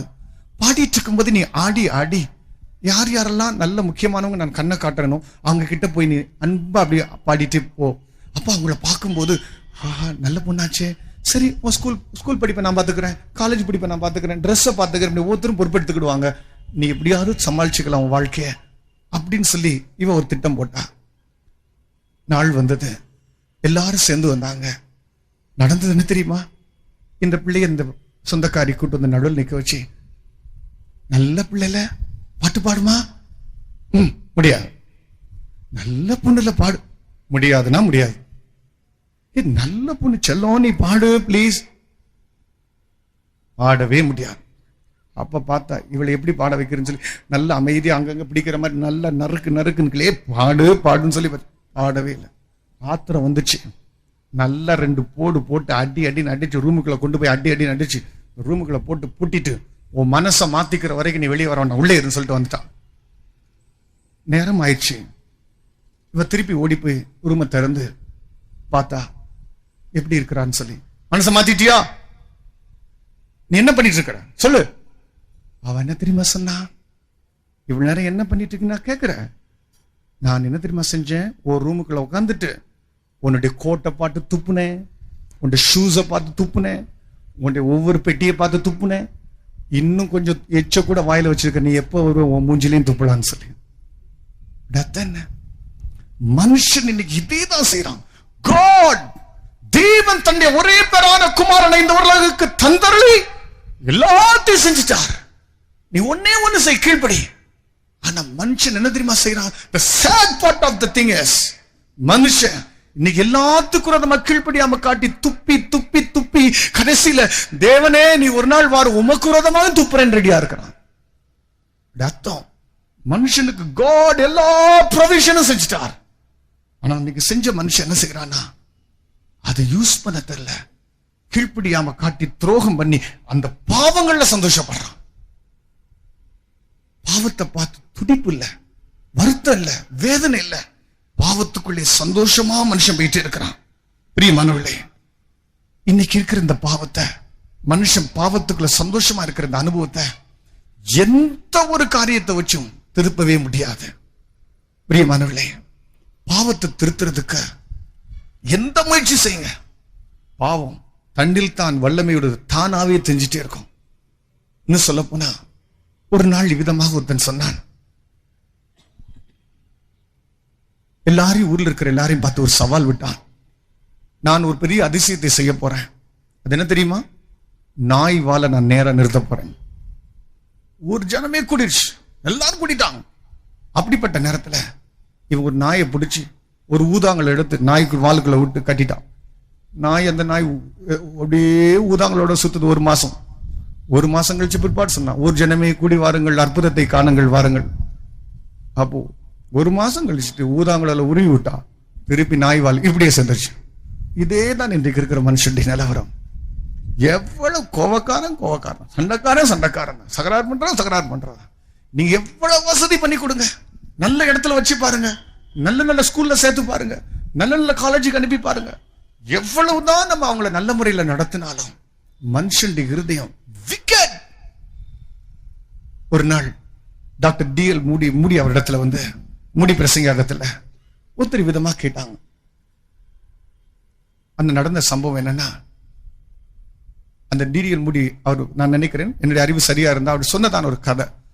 அப்பொழுது ஒரு சின்ன பையன் எப்ப பார்த்தாலும் தொந்தரவு பண்ணிட்டு திருடிட்டே இருப்பான், எப்ப பார்த்தாலும் திருடுவான். அப்போ அதனால அவனுடைய தாய் அவனை கூட்டிட்டு வந்து சொன்னாங்க, ஐயோ இவன் ரொம்ப திருடுறான், திருடி இப்ப என்னன்னா எங்க வீட்டு பக்கம் தண்டவாளம் ஓடுது, ரயில்வே தண்டவாளத்தில் இருக்கிறதான எத்தனையோ விதமான நட்டு போல்ட் எல்லாம் திருடிட்டு இருக்கிறான், என்னையா செய்ய இப்படி தொந்தரவு பண்றான். அப்போ அவங்க சொன்னாங்க, இவனை நல்ல ஒரு காலேஜில் ஸ்கூல்ல சேர்த்து விடுங்க, அப்படி படிச்சுட்டே வரட்டும், அவன் திருந்திடுவான், படிப்பு வர திருந்திடுவான். இவனை ஸ்கூல்ல சேர்த்தாங்க, இவனும் படிச்சான். திருப்பி அந்த தாய் தலையில அடிச்சுட்டு ஓடி வந்தா, ஐயா நீங்க சொன்னீங்கன்னு நல்ல பள்ளிக்கூடத்துல சேர்த்தேன், ஆனா இப்ப நடக்கிறது என்ன தெரியுமா? அவன் படிக்கிறதுக்கு முன்னால நட்டு போல்ட்டை தான் திருடினான், இப்ப படிச்ச பிற்பாடு தண்டவாளத்தையே திருடுறான். இன்னைக்கு இருக்கிறதான நிலவரம் அதுதான். பிரியமானவர்களே, இவைகள் எல்லாம் சின்ன சின்ன சம்பவங்களா நமக்கு இருக்க. இன்றைக்கு நம்ம அடுத்த பகுதியாக முக்கியமான பகுதிக்கு நம்ம கடந்து வருவோம். மனுஷனுடைய பணம், மனுஷனுடைய பொருட்கள், வசதிகள் எதுவுமே மனுஷனுடைய பாவத்தை தீக்கிறதுக்கு வழியே இல்லை. இன்னும் சொல்ல போனா மனுஷனுடைய பாவத்தை போக்குறதுக்கு ஒரே ஒரு வழி உண்டு. அந்த வழியை நாம் கொஞ்சம் கொஞ்சமாக நாம் படிக்க ஆரம்பிப்போம். அதுக்கு முன்பாக சரித்திர நாயகர்களை நாம் எடுத்து பார்த்தாலும் எல்லா மனிதர்களுடைய வாழ்க்கையிலும் அந்த பாவம் என்பது புகுந்து அவளை கெடுத்திருக்கிறது. இன்னைக்கு நாம் நேரம் நமக்கு சமயம் இல்லாதபடினால் நாளைக்கு அந்த பகுதிகளை நான் நாளைக்கு சொல்லும்படி வாஞ்சிக்கிறேன். இன்றைக்கு பாவத்தினுடைய தன்மையை பற்றி நான் ஒரு வார்த்தைகள் சொல்லும்படி வாஞ்சிக்கிறேன். பிரியமானவர்களே, ஒரு மனுஷன் பாவம் செய்கிற ஒரு ஆளாக இருந்தால் அந்த பாவத்துக்கென்று சில தன்மைகள் இருக்க, அவன் அதை வாட்டி வதச்சிட்டே இருக்கும். பிரியமானவர்களே, ஒரு மனுஷன் பாவம் செய்தால் ஆதியாகமம் 4ஆம் அதிகாரம் 7ஆம் வசனத்தில் சொல்லுறபடி வாசிக்க வேண்டாம், வீட்டில் போய் வாசித்துக் கொள்ளுங்கள். பாவம் வாசல் படியில் படுத்திருக்கும். அர்த்தம், நீங்க எந்த வேலை செய்யறதுக்கு வெளியே போனாலும், எதை முடிச்சுட்டு உள்ள வந்தாலும் அதை தாண்டி தான் போகணும். இந்த சென்ஸ், அந்த பாவம் உங்களை தீண்டிக்கிட்டே இருக்கும். அர்த்தம், உங்களுடைய ஒரு வேலையினுடைய ஆரம்பம் துவங்கி முடிவு வரைக்கும் பாவம் படுத்து இருக்கும். அது ரெஸ்ட் பண்ணும். பாவங்கிறது சாதாரண விஷயம் கிடையாது. அதோடு கூட சரியா நம்ம டீல் பண்ண கத்துக்கிட்டாட்டா அது நம்முடைய உறிஞ்சு குடிச்சிடும். இன்னும் சொல்ல போனா 1 தீமோத்தேயு 5ஆம் அதிகாரம் 24ஆம் அதிகாரத்தில் வாசிக்கிறோம், சிலருடைய பாவங்கள் அவர்களை தொடர்ந்து பிடிக்கும். இந்த கல்ஃப் வார்ல பாத்தீங்கன்னா லேசர் பாம்ஸ் இருக்கு. அந்த லேசர் பாம்ஸை போட்டுட்டா அந்த குறிக்கப்பட்ட அந்த பிளேனோ இதா இருக்கட்டும் செட் பண்ணி விட்டுட்டா அது வளைஞ்சு வளைஞ்சு வளைஞ்சு வளைஞ்சு தேடி போய் அடிச்சிடும். இது போல பாவத்தோட காரியங்களை நம்ம ஒரு காரியங்களை அஜாக்கிரதையா விட்டு செஞ்சிட்டோம்னா, அது இடம் கொடுத்தோம்னா அது தொடர்ந்து பிடிக்காது, விடவே விடாது. இன்னும் சொல்ல போனா ஓசியாவின் புஸ்தகம் 13ஆம் அதிகாரம் 12ஆம் வசனத்தில் இருக்கு, இப்படி செய்யக்கூடிய பாவங்கள் எப்ராஹிமுடைய அக்கிரமத்தை தேவன் கட்டி வச்சுக்கிறாராம். எப்படி கட்டிச்சோறு கீழே கட்டி வச்சுக்கிறாங்க, உரிப்பானையில எத்தனையோ தயிர் வச்சுக்கிறது போல, பொருள் வச்சுக்கிறது போல, எத்தனையோ நேரங்கள்ல நம்ம செய்கிறோம் பாவங்கள் யாருக்குமே தெரியாதுன்னு நினைக்கிறோம். பைபிள் சொல்லுது தேவன் அதை கட்டி வச்சுக்கிறாராம். இன்னும் சொல்ல போனா எந்த அளவுக்கு போயிருதுன்னா, பாவத்தை தேவன் பத்திரப்படுத்தி வைப்பாராம். எப்படி எலுமிச்சம்பழத்தை ஊறுகாய போட்டு உப்பெல்லாம் நிறைய போட்டு பத்திரப்படுத்துவோம் நம்ம, ரைட்? எத்தனை நாள்னாலும் அந்த அந்த எலுமிச்சம்பழத்தை எடுத்து சாப்பிடலாம், அதுக்கு பேர் ஊறுகாய். அது மாதிரி பாவத்தை பத்திரப்படுத்தி வச்சிருப்பாராம். எகிப்து நாட்டுகள்ல செத்து போனதான உடம்புகளை மம்மீஸ்ங்கிற முறையில அதை பாதுகாக்கிறாங்க. இது போல பாவங்கிறது நம்ம நினைக்கலாம் யாருக்குமே தெரியாது, செஞ்சிட்டோம். ஆனா பைபிள் சொல்லுது தேவன் அதை பத்திரப்படுத்தி வச்சிருக்கிறார். இன்னும் பயங்கரமான ஒரு சம்பவம் என்ன? எபிரேயர் 3ஆம் அதிகாரம் 13ஆம் வசனத்துல, பாவத்தின் வஞ்சனையினால் இருதயம் கடினமாயிரும். இருதய கடினம் நம்ம கேள்விப்பட்டிருப்போம். இருதய கடினம்னா என்ன? இருதய கடினம் என்னன்னா, இப்ப இன்னைக்கு சர்ச்சுக்கு வந்திருக்கிறீங்க, இந்த கூட்டத்துக்கு வந்திருக்கிறீங்க. இப்ப பாவத்தை பத்தி கேட்ட உடனே, ஐயோ இயேசுவே தோத்திரப்பா, இனிமேல் நான் தப்பு செய்யக்கூடாது ஆண்டவரே, நான் திருந்திடுறேன் ஆண்டவரே, அப்படி மெசேஜ் கேட்கும் போது உணர்றீங்க, அழுகுறீங்க, வருந்துறீங்க, சரி திருத்திக்கணும்னு நினைக்கிறீங்க. ஆனா இதை கேட்டுட்டு வெளியே போன உடனே அதை அப்படியே மறந்துட்டு ஜாலியா திருப்பி அதே தப்பு பண்றீங்க. திருப்பி வர்றீங்க, திருப்பி கேட்கறீங்க, எப்படி என்னைக்காவது திருந்திர ஆண்டவரே நினைக்கிறீங்க, திருப்பி அதே தப்பு செய்றீங்க. திருப்பி வர்றீங்க, திருப்பி அந்த மெசேஜ் கேட்கும் போது இருதயம் உடையுது, நொறுங்குது, ஆனா திருப்பி போய் அதே தப்பு செய்றீங்க. இதுக்கு பேர் தான் இருதய கடினம், கல்லாயிருச்சு. எத்தனை மெசேஜ் கொடுத்தாலும், எத்தனை ஆட்கள் மாறி வந்தாலும், எத்தனை ஊழியக்காரங்க உங்களோட இருந்து போட்டாலும், எத்தனை காரியங்கள் செஞ்சாலும் இருதயம் கடினமாச்சு. இந்த சென்ஸ் அதை கேட்கும் போது நம்ம திருந்தணும், அப்படி இப்படிலாம் சொல்லுவோம், எந்திரிச்சு நிற்போம், அறிக்கை பண்ணுவோம், பைபிளை தூக்கிட்டு வருவோம், எத்தனையோ காரியம் செய்வோம்.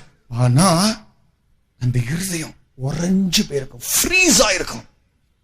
அந்த இருதய கடினம் பாவத்தின் வஞ்சனையினால் இருதயம் கடினப்பட்டு போகும். இன்னும் யாக்கோபு 1ஆம் அதிகாரம் 15ஆம் வசனம், ரோமர் 7:13 வாசிக்கும் போது, ஒரு மனுஷன் பாவம் செஞ்சானா அவனுக்குள்ள மரணங்கிறது ஒரு குழந்தை போல பிறந்துரும். ரைட்? அந்த குழந்தை போல பிறந்து அது அவனுக்குள்ள வளர்ந்துகிட்டே இருக்கும். அவன் வெளியே போவான், வருவான், எத்தனையோ காரியம் செய்வான். அவனுக்குள்ள அந்த பாவம் ஒரு குழந்தைய போல உள்ள வளர்ந்துட்டே இருக்கும். இன்னும் பாவம் செய்ய செய்ய அதுக்கு இன்னும் ஸ்ட்ரென்த் வந்துகிட்டே இருக்கும். வெளியே நம்ம நடிப்போம், வெளியே ரொம்ப ஜாலியா இருப்போம். பிரியமானவர்களே, தேவனுக்கு எச்சரிக்கிறார், என் மகனே, இதோ நான் உன்னை எச்சரிக்கிறேன், என் வார்த்தையை நான் உன்னை நோக்கி அனுப்புகிறேன். நீ மனம் திரும்பாத பட்சத்தில் உன் விளக்கு தண்டை உன்னை விட்டு நான் அகற்றுவேன். நான் பரிசுத்தத்தில் வைராக்கியம் உள்ள கர்த்தர். ஆராயா சமகதுலாயா சம உல்லதமகுலாயா உல்லகதுலாகியதுலா. இந்த வார்த்தை வெறுமையாய் திரும்புவதில்லை. நீ மனம் திரும்புதலுக்கு ஏற்ற கனியை கொடு. நான் உன்னிடத்தில் கனி உண்டோ என்று தேடி வந்தேன், நீயோ புசிப்புக்கு ஏதுவான கனி என்னிடத்தில் கொடுக்கவில்லை. நான் உன்னை பார்த்து எச்சரிக்கிறேன், இது உனக்கு திருப்பு முனையாக இருக்கட்டும். நான் உன்னோடு இடைபடுகிற இந்த அன்பின் நேரத்தை நீ அற்பமாக எண்ணாதே. நான் உன்னுடைய கிருபையின்படி அல்ல, என் இரக்கத்தின்படியே, என் கிருபையின்படியே உன்னோடு இடைபெட்டுக் கொண்டிருக்கிறேன். இதை தள்ளிவிடாதே என்று கர்த்தர் சொல்கிறார். பிரியமானவர்களே, தேவ சமூகம் நம்முடைய மத்தியில் வல்லமையாய் உண்டு. நாம் கூடுகிற கூட்டங்கள் ஒருவேளை நாம் சும்மா இருக்கிற போல இருக்கலாம், ஆனா பலத்த தேவனுடைய மகிமை இங்கு உண்டு. நாம் நடத்துகிற கூட்டங்கள் மனிதர்களை பாவத்திலிருந்து பிடுங்கி எடுக்கிறதும் பரலோகத்தில் நாட்டக்கூடிய கூட்டங்கள். இஸ்ரவேலின் தெய்வம் நம்மோடு கூட இருக்கிறார். பிரியமானவர்களே, இந்த பாவத்தின் பகுதிகளை இன்னும் படிச்சா, இந்த மரணம் அவனுக்குள்ள பிறந்து அவனுடைய பாவமே அவனுடைய மரணம் ஆயிரும், சமாதி ஆயிரும். இந்த சென்ஸ் மரணம்ங்கிறது பிரிவு. அது சொல்ல போனா மெய்யான தேவனை விட்டு பிரிவதே அந்த மரணம். இந்த சென்ஸ், ஒரு மனுஷனுக்குள்ள பாவம் இருந்தா தேவனுக்கும் அவனுக்கும் பிரிவு உண்டு. அப்படிப்பட்ட மனுஷனை எந்த இடத்துல பார்க்கணும்னா நித்திய மரணம்ங்கிற இடத்துல பார்க்கலாம். நரகங்கிற இடம் தான் அந்த நித்திய மரணம். பிரியமானவர்களே, தேவன் இல்லாத ஒரு இடத்தை யோசித்து கூட பார்க்க முடியல. ஒரு இடத்துல தேவன் இல்லாட்டா அந்த இடத்தை எப்படி நம்ம யோசிக்க முடியும்? ஜான் வெஸ்லிங்கிற பிரசங்கியார் சொல்கிறார், best of all God is with us. தேவன் நம்மோடு கூட இருப்பது சால சிறந்தது. பிரியமானவர்களே, இன்னும் கடுமையான ஒரு வசனம் உண்டு. நாம் நினைக்கலாம் நாம் செய்கிற பாவங்கள் ஏதோ விளையாட்டு போல, யாருக்கும் தெரியாது, சும்மா ஜாலியா இருக்கலாம். பயங்கரமான வார்த்தை அது. யோபுவின் புஸ்தகம் 20ஆம் அதிகாரம் 11ஆம் வசனம். அவன் எலும்புகள் அவனுடைய வால வயதின் பாவங்களினால் நிறைந்திருந்து அவனோட மண்ணிலே படுத்துக் கொள்ளும். நம்ம செய்யற பாவம் யாருக்கும் தெரியாது இருக்கலாம், ஒரு மனுஷனுக்கு தெரியாது நம்ம நினைக்கலாம், யாருமே பார்க்கலன்னு நினைக்கலாம். பைபிள் சொல்லுது அது எலும்புக்குள்ள புகுந்து புகுந்து புகுந்து புகுந்து புகுந்து உள்ள தங்கி இருக்குமா. எப்படி எலும்புக்குள்ள அந்த நினம் ஊன்றிருக்கு, அது மாதிரி உள்ள போய் தங்கி இருக்குமா. யாருக்கும் தெரியாது நம்ம செஞ்ச தப்பு, யாருக்கும் தெரியாது. ஆனா பைபிள் சொல்லுது வானம் பூமி மாறிப்போம், இது மாறவே மாறாது. தேவன் நம்முடைய இருதயத்தின் நினைவுகள் அறிந்திருக்கிறார். செஞ்ச தப்புகள் அந்த எலும்புக்குள்ளெல்லாம் போய் தங்கி இருக்குமா. இதுல அழகா போட்டிருக்கு வால வயதின் பாவம். இது உடனே மாம்ச பாவம் மாத்திரம் நினைச்சிடாதீங்க. வாழ வயதின்கிறது என்னன்னா, என் லைஃப்ல யங்கா இருக்கக்கூடிய வாழ வயதுன்னு அர்த்தம். இந்த யங் ஏஜ்ல நான் எதையும் செய்ய முடியும், எங்கேயும் போக முடியும், எதையும் செய்ய முடியும், எதையும் சாதிக்க முடியும். சம்திங், ஒரு பவர் என்னோடு கூட இருக்கக்கூடிய நேரம், பவர், அதான் வாழ வயது.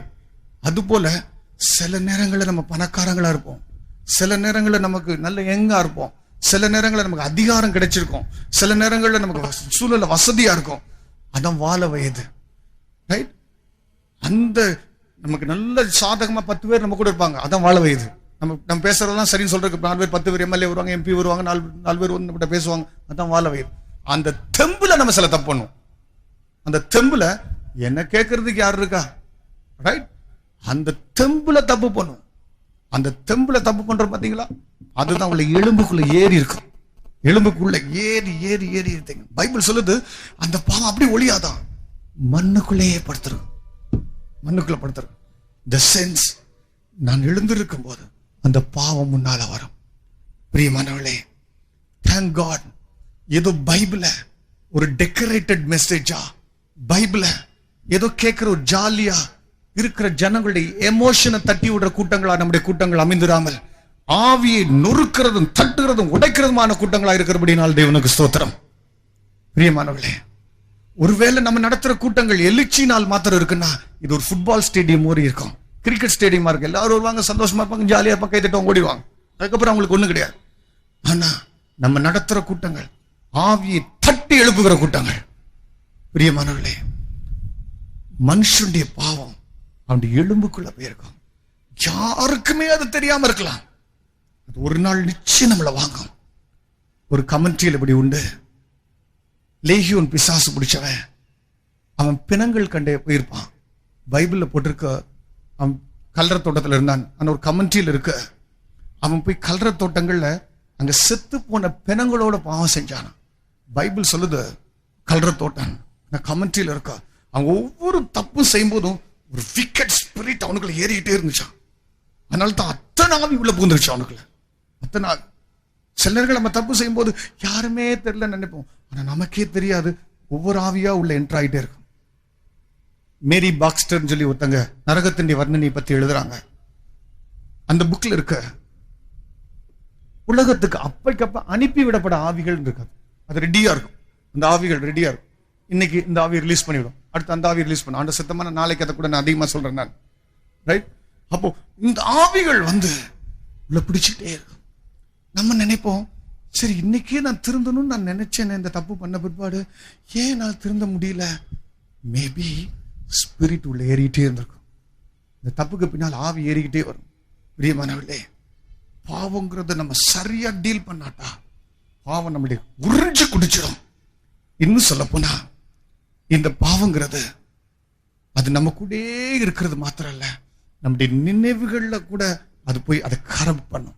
பிரியமானவர்களே, இன்னும் சுருக்கமா சொன்னா, நம்ம நினைப்போம் சில நேரங்களில் நினைப்புல எண்ணங்கள்ல தான் நான் தப்பு விட்டேன், பரவாயில்ல அப்படின்னு நினைக்கலாம். ஆனா கிரைஸ்டுடைய ஸ்டாண்டர்ட்ங்கிறது சம்திங் வெரி வெரி ஹை. 3 கூட்டத்தார் உண்டு. ஒன்று துன்மார்க்கர். இவங்க எப்படி செய்வாங்கன்னா, நல்லது செய்யறவனு கூட தீமை செய்வாங்க. ஒருத்தர் ரோட்ல போறான்னா அவன் நன்மையா செய்வான், இவன் போய் அவன் பையில இருக்க காசை திருடிடுவான், தள்ளி விட்டுருவான், அடிச்சிடுவான், கொலை பண்ணுவான். துன்மார்க்கன். பைபிள் சொல்லுது துன்மார்க்கனை தேவன் சங்கரிப்பார், உனக்கு சமாதானம் கிடையாது. இன்னொரு வசனம் இருக்கு, சன்மார்க்கர், மாரல் பீப்புள். இவங்க ஒழுங்கா கோயிலுக்கு வருவாங்க, நல்லா இருப்பாங்க, அல்லது யாருக்கு தீமை செய்ய மாட்டாங்க. ஈவன் ஒரு மிருகம் ஒரு கழுதப்படுத்திருந்தா கூட தலையை தூக்கி தண்ணி கொடுப்பாங்க, இப்படி மாடுக்கு தண்ணி வைப்பாங்க, விழுந்திருக்க மாடை தூக்கி விடுவாங்க.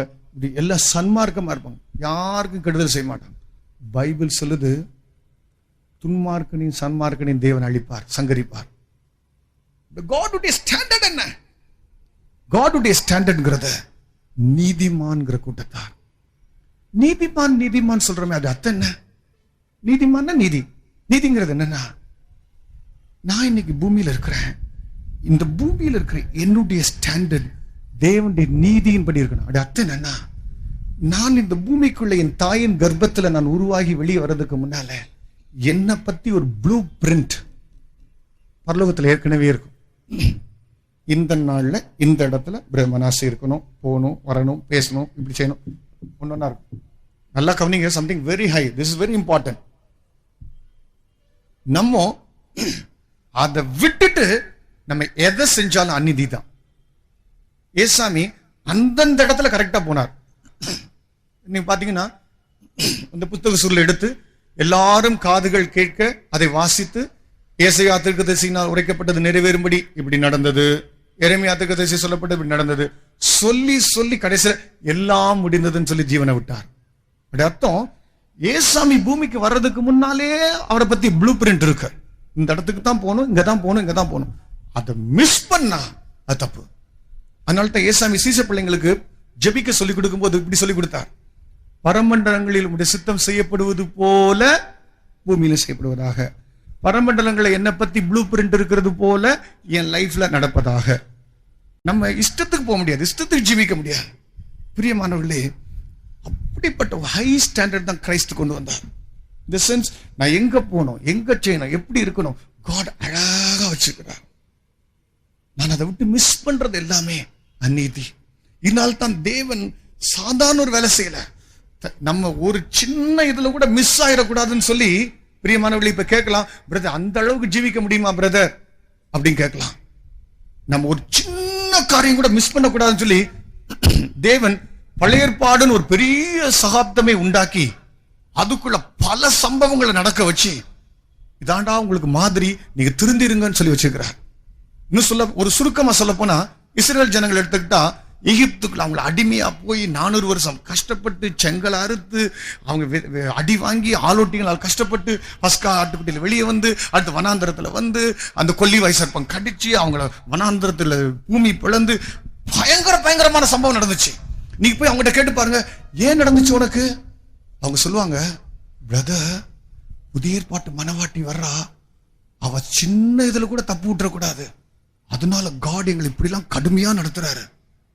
ஏன்னா எங்களை பார்த்து பார்த்து அவங்க கரெக்டா இருந்துக்கணும்.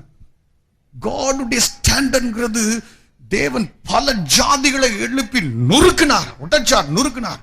ஏன்னா நியூ டெஸ்டமென்ட் சர்ச் இது மிஸ் ஆகக்கூடாது. இன்னும் சொல்ல போனா கடைசியில பார்த்தார், ஒருவேளை அவங்களெல்லாம் பார்த்துட்டு தவறிடுவாங்க அப்படின்னு சொல்லி தேவன் தன் ஒரே பேரான குமாரனை பூமிக்கு அனுப்பி அவரை அடி மேல அடிச்சு அவரை நசுக்கி சாக வச்சு, அவர் சும்மா செத்துருந்தா பரவாயில்ல, அவர் செத்துட்டு அப்படியே கல்லறையில போயிருப்பார், அடிச்சு அவரை வானத்துக்கும் பூமிக்கு நடுவே சிலுவையில தொங்க வச்சு, எந்த மனுஷனும் பாருங்க இவர்தான் செத்துருக்கிறார் உங்களுக்காக, பி கேர்ஃபுல், திருந்துங்க, அப்படி தெரிஞ்சிருக்கிறார். High standard. பிரியமானவர்களே, இப்படி எல்லாம் தேவன் நமக்கு ஒரு மாதிரி வச்சு இன்னைக்கு பரிசுத்தவான்களை கொடுத்து, பரிசுத்த வேதத்தை கொடுத்து, பரிசுத்த ஆவியை கொடுத்து, எல்லாத்தையுமே கொடுத்து நீ ஜீவிப்பான்றார். அதனாலதான் தேவன் நீதிங்கிறது ஹை ஸ்டாண்டர்ட். அந்த இடத்துக்கு ஒண்ணு, அந்த ஸ்டாண்டர்ட் எப்படின்னா, ஈவன் நம்முடைய சிந்தையில கூட, நம்முடைய எண்ணங்கள்ல கூட ரொம்ப பர்ஃபெக்டா இருக்கக்கூடிய ஒரு வாழ்க்கை. பிரியமானவர்களே, இன்னைக்கு நான் கடைசியான பகுதிக்கு நான் கடந்து வருகிறேன். ஆண்டவர் சுத்தமானால் மீதியாக இருக்கக்கூடிய பகுதிகளை நாம் நாளைக்கு தொடரலாம். இது ரொம்ப முக்கியமான பகுதி. இப்ப கேட்கலாம், பிரதர், ஒரு பாவியா இருக்கிற மனுஷன் என்ன செய்யணும்? எப்படி வெளியே வரணும்? பிரியமானவர்களே, ஒரு பாவியா இருக்கிற மனுஷனுக்கு ஒன்றே ஒன்று தேவை. இந்த பூமியில இந்த உடம்புல இருக்கிற நாட்கள், இந்த உடம்புக்கு அந்த உயிர் வெளியே வராம இருக்கிற நாட்கள் பாக்கியமுள்ள நாட்கள். அந்த பீரியடுக்குள்ள திருந்திடணும், மனம் திரும்புதல் வரணும். பிரியமானவர்களே, நான் ஒரு பாவியா இருக்கிறேன். நான் பாவியா இருந்துட்டு இருக்கிறேன். எனக்கு திடீர்னு ஒரு மரணம் வந்து செத்து போயிடுறேன். செத்து விழுந்த உடனே என் உடம்புக்குள்ள இருந்து உயிர் எழும்பின உடனே என் உடம்பத்தான் பார்க்கும். ஐயோ, இப்படிப்பட்டதான் அந்த உடம்பை நான் மிஸ் பண்ணிட்டேனா? தேவனே, ரட்சிப்பு இருந்துச்சு, ஆண்டவரே மிஸ் பண்ணிட்டேனே, நரகத்துக்கா போகணும் ஆதிக்கப்படும். அப்ப நினைக்கும், ப்ளீஸ் ஒரு சான்ஸ் கொடுங்க ஆண்டவரே, இந்த உடம்புக்குள்ள போய்க்கிறேன். கெஞ்சும், but it will be too late. ரொம்ப தாமதமா இருக்கும். The sense, இந்த உடம்புல நம்ம ஜீவிக்கிற நாட்கள் பாக்கியமான நாட்கள். இப்ப போய் ஒரு பாவியா இருக்கிற ஒரு மனுஷன் சிலுவையை கட்டி தழுவி மன்னிப்பு கேட்டுக்கலாம். இப்ப போய் ஒருத்தங்கிட்ட மன்னிப்பு கேட்டுக்கலாம், ஒருத்தங்கிட்ட தங்களை தாழ்த்திக்கலாம். இன்னைக்கு சர்ச்சுக்கு வரலாம், இன்னைக்கு சர்ச்சுடைய ஆக்டிவிட்டியில பங்கு கொள்ளலாம், இன்னைக்கு கை தட்டலாம், இன்னைக்கு பாட்டு பாடலாம், இன்னைக்கு எத்தனையோ காரியம் செய்யலாம். The moment இந்த பாடியை விட்டு உயிர் வெளியே வந்துருச்சுன்னா finished, it's too late, முடிஞ்சது. அதுக்கப்புறம் உண்மை செய்ய முடியாது. இன்னும் சொல்ல போனா, இந்த உடம்புடைய மேன்மைங்கிறது இதுக்குள்ள நம்ம என்னென்ன செய்யணுமோ செஞ்சுக்கலாம். தேவ ஜனமே, நீ பாக்கியமுள்ள ஜனம். கர்த்தர் இன்னைக்கு உன்னுடைய மரணத்துக்கு முன்பாக இப்படிப்பட்ட செய்தியை கொடுத்திருக்கிறார். இன்னைக்கு யார்கிட்ட வேணாலும் நம்ம போன் பண்ணி மன்னிப்பு கேட்டுக்கலாம். இன்னைக்கு யார்கிட்ட வேணாலும் தாழ்த்தி கையை காலம் பிடிச்சி நம்ம ஒப்புரவாய்க்கலாம். இன்னைக்கு எந்த லேண்டை கூட இழந்துடலாம், எந்த சில்வரை கூட இழந்துடலாம், எந்த கோல்டை இழந்துடலாம், எது வேணாலும் போட்டும், நான் கிறிஸ்து போதும் சொல்லலாம். பிரியமானவர்களே, ஒரு மனுஷன் மரிக்கிற நேரத்துல வரையும் மனம் திரும்பலன்னா மரிச்ச பிற்பாடு மனம் திரும்புதலே கிடையாது. மேரி பாக்ஸ்டர்ங்கிற அந்த சிஸ்டர் நரகத்தை பத்தி வர்ணனை எழுதியிருக்கிறாங்க.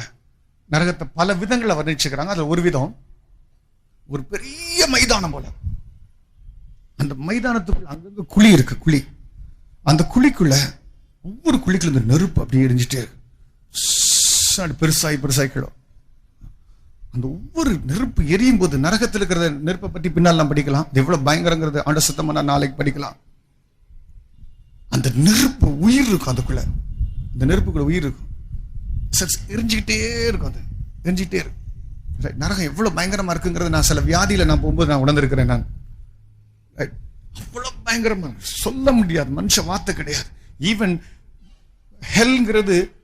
நரகங்கிறது it's not a choice of man, right? மனுஷனுக்கு தேவன் வச்சதான ஒரு it's not a choice of God. தேவன் வச்சதான ஒரு இடம் கிடையாது. மனுஷன் தான் போய் அந்த இடத்துக்குள்ள விழுந்துக்கிறான். பயங்கர தூதர்களுக்கு விழுந்து போனவங்களுக்கு வைக்கப்பட்ட இடம். அதை பார்த்தா அதுவே நடுங்கும். அப்படிப்பட்ட இடத்துல மனுஷன் போனா எப்படி இருக்கும்? அதுல போட்டிருக்கு, அந்த உள்ள இருக்கிற ஆவிகள் ஏசு அப்படி கடந்து போகும்போது அவங்க இயேசுவே ஒரு சான்ஸ் கொடுங்க இயேசுவே, நான் இனி இந்த திரும்பி பூமிக்கு போய் நான் திருந்திக்கிறேன் இயேசுவே கெஞ்சுவாங்களாம். ஆனா சான்ஸ் கிடைக்காது.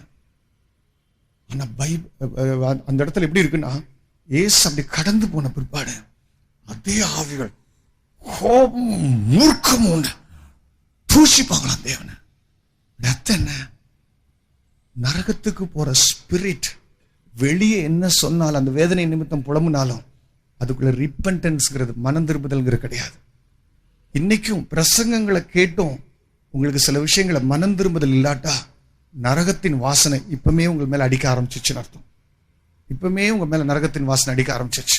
இவ்வளவு பிரசங்கங்களை கேட்கலாம், ஆனா இன்னும் திருந்தல, கோயிலுக்கு வர முடியல, நம்ம ஜெபத்துக்கு வர முடியல, கைதட்ட முடியல, பாட்டு பாட முடியல, ஒழுங்கா இருக்க முடியலன்னா நரகத்தினுடைய வாசனை ஆல்ரெடி ஸ்டார்டட், இப்பவுமே வீச ஆரம்பிச்சிருச்சு.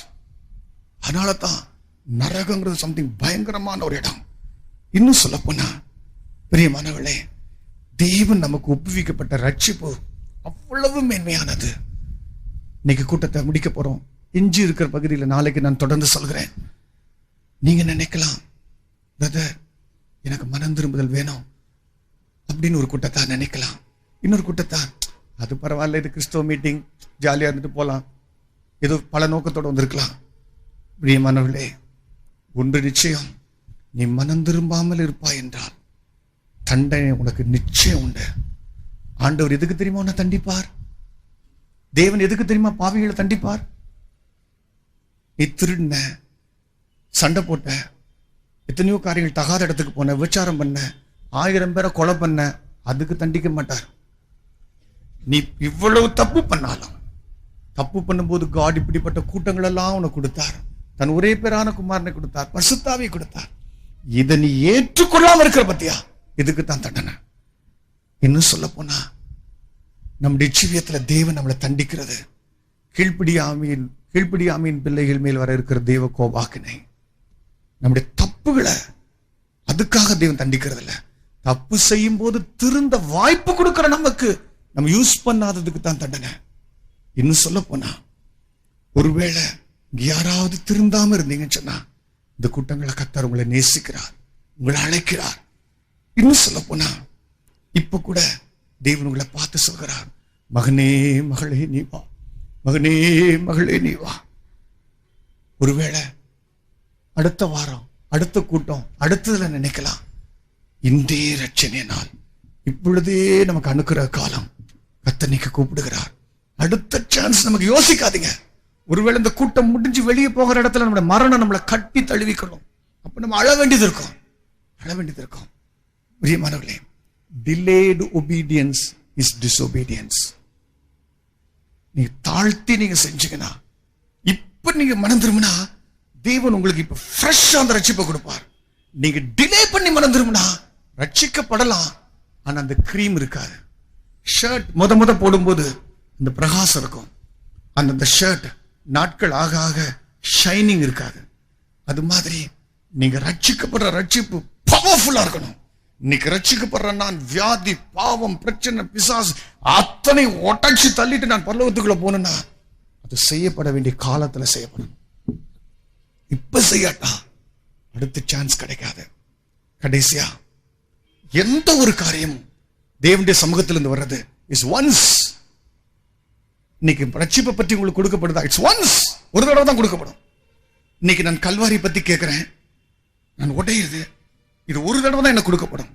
இதுக்குள்ளே நான் திருந்தாட்டா, நான் கடினப்பட்டு நான் போயிட்டேன்னா, அடுத்து எவ்வளவு இந்த வேர்ல்டுல நம்பர் 1 பிரசங்கியாரை கொண்டு வந்து கல்வாரியை பத்தி உங்களுக்கு சொன்னா கூட அது விளையாட்டு போலதான் இருக்கும். அந்த தடவை கொடுக்கும் போதே நம்ம தெரிஞ்சிடணும். அதனால தான் இது ரொம்ப முக்கியமான பாயிண்ட்ஸ். பிரியமானவர்களே, இன்னைக்கு நம்முடைய கண்களை மூடுவோமா? தேவன் நம்மோடு இடைப்பட்டு கொண்டிருக்கிறார். நமக்கு சமயம் இல்லை. இன்றைக்கு ஆண்டவர் நம்மோடு கூட பேசிக் கொண்டிருக்கிறார். இன்னைக்கு ஆண்டவரை பார்த்து கேட்போம், ஆண்டவரே என்னை மாற்றும் ஆண்டவரே. இந்த நேரம் கூட பிசாசுக்கு ஒரு லாங்குவேஜ் உண்டு. அது தமிழ் அல்ல, மலையாளம் அல்ல, இங்கிலீஷ் அல்ல, அது நம்முடைய மனதின் பாஷை. அவன் உங்களோட பேசிட்டே இருப்பான். தோட்டத்துல 2 சத்தம் கேட்கும், நீ சாதாரணமா இரு, இதை விட்டுரு.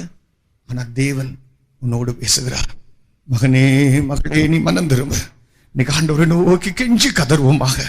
இந்த கூட்டங்கள் ஒருவேளை வெளியே பார்க்கறதுக்கு ஒரு பயங்கரமா ஆர்ப்பரிச்சு நடனம் பண்ணி அப்படி குதிச்சு அப்படி செய்யாத ஒரு கூட்டமா இருக்கலாம்.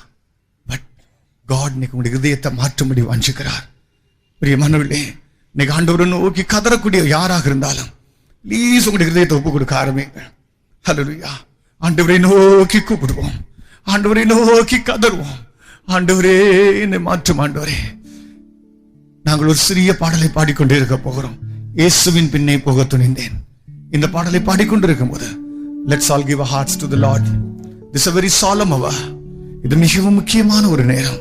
பிரியமானவர்களே, யார் யார் உங்களுடைய உள்ளத்தை ஒப்பு கொடுக்க வாஞ்சிக்கிறீங்களோ நிச்சயமாய் ஒப்பு கொடுக்க ஆரம்பிங்கள். அருமையான தேவ ஜனமே, 10 வருஷம் 15 வருஷம் 20 வருஷம் விசுவாசியாக இருந்தோம். இன்னும் நீ பாவத்துக்குள்ளே வாழ்ந்திருப்பாய் என்றால் உனக்கும் இயேசுவின் ரத்தத்துக்கும் சம்பந்தமே இல்லை. இயேசுவின் ரத்தம் உன்னுடைய ஜீவிதத்தில் இன்னும் ஈரமாக இல்லை. நீ இன்னும் அந்நிய தேவனுடைய காணியாட்சிக்கு அந்நியமான ஒரு இடத்தில் தான் இருந்து கொண்டிருக்கிறாய். இன்றைக்கும் சிலுவை உன்னை பார்த்து கூப்பிடுகிறது. ஏதோ கூட்டங்கள், ஏதோ அலங்காரமான பிரசங்கங்கள் நடத்தும்படியாக அல்ல. நாங்கள் நடத்துகிற கூட்டங்கள் இருளின் அதிகாரத்தில் இருக்கிற ஜனங்களை பிடுங்கி எடுத்து ஒளியின் ராஜ்யத்தில் அவர்களை நாட்டக்கூடிய கூட்டங்கள். யார் யார் விரும்புகிறீர்களோ இன்றைக்கு ஒப்பு கொடுக்க ஆரம்பிங்கள். இதோ பாதாளத்தின் வல்லமைகள் விரட்டப்படுவதாக. இயேசு நம்முடைய மத்தியில் ராஜாவாக இருப்பாராக. இன்றைக்கு ஆண்டவர் நம்மை அழைக்கிறார். ஆண்டவர் நம்மை பார்த்து கூப்பிடுகிறார். Hallelujah. Please open your heart. முழங்காலில் நின்று ஜெபிக்கிறவர்கள் ஜெபிக்க ஆரம்பியுங்கள். எப்படி இருப்பீங்களோ, சும்மா இருந்து உட்கார்ந்து ஜெபிச்சாலோ, சேர்ல இருந்து ஜெபிச்சாலோ, நின்று ஜெபிச்சாலோ, எப்படி வசதியோ அப்படி ஜெபிங்க. இருதயத்தில் ஒரு மாற்றம் உண்டாகட்டும். கதறி அழுது ஜெபிப்போம். ஆண்டவரே என்னை மாற்றும். ஆண்டவரே சேஞ்ச் மீ ஓ காட். பிரியமானவர்களே, இதுவரையும் நீங்கள் இப்படி ஜெபிச்சிருக்கலாம். ஆண்டவரே என் புருஷனை மாற்றும், என் மனைவியை மாற்றும், என் பிள்ளைகளை மாற்றும், மற்றவர்களை மாற்றும், என் ஆபீஸை மாற்றும், என் வேலை ஸ்தலத்தை மாற்றும் என்று நீங்கள் ஜெபித்திருக்க கூடும். இப்பொழுது God change my heart, oh God, என் இருதயத்தை மாற்றும் ஆண்டவரே. ஆண்டவரை நோக்கி கூப்பிடுவோம். Please open your heart. எல்லாரும் கதறி அழுது ஜெபிப்போம். அநேக மேல் கர்த்தருடைய கிருபை இன்னைக்கு இறங்கி கொண்டிருக்கிறது. அநேகரை கர்த்தர் இன்னைக்கு உலுக்கி கொண்டிருக்கிறார். அருமையான ஊழியக்காரர்கள், இன்னைக்கு ஒவ்வொருவருக்காய் நாம் ஜெபத்தில் மன்றாடி பரிந்து பேசி ஜெபிப்போம். தெய்வ ஊழியர்களாக நாம் எல்லாரும் ஒன்றாக சேர்ந்து ஜனத்துக்காக உத்தரவாதம் பண்ணி கண்ணீரோடு அழுது பேசி நாம் ஜெபிப்போமாக. இன்றைக்கு ஜனங்களுக்குள்ள விடுதலை உண்டாகட்டும். இன்னைக்கு கர்த்தர் நம்மை மாற்றும்படி வாஞ்சிக்கிறார். நம்மை கர்த்தர் முற்றிலுமாக நம்மை உருவாக்கும்படி வாஞ்சிக்கிறார். நாம் யார் யார் ஜெபிக்க வாஞ்சிக்கிறோம் ஜெபித்துக் கொண்டே இருங்கள். கதறி அழுது ஜெபித்துக் கொண்டே இருங்கள். ஹல்லேலூயா. இயேசுவின் பின்னே போக துணிந்தேன். இயேசுவின் பின்னே போக துணிந்தேன். இயேசுவின் பின்னே போக துணிந்தேன். இயேசுவின் பின்னே போக துணிந்தேன். பின்னோக்கினான் பின்னோக்கினான் பின்னோக்கினான் பின்னோக்கினான்.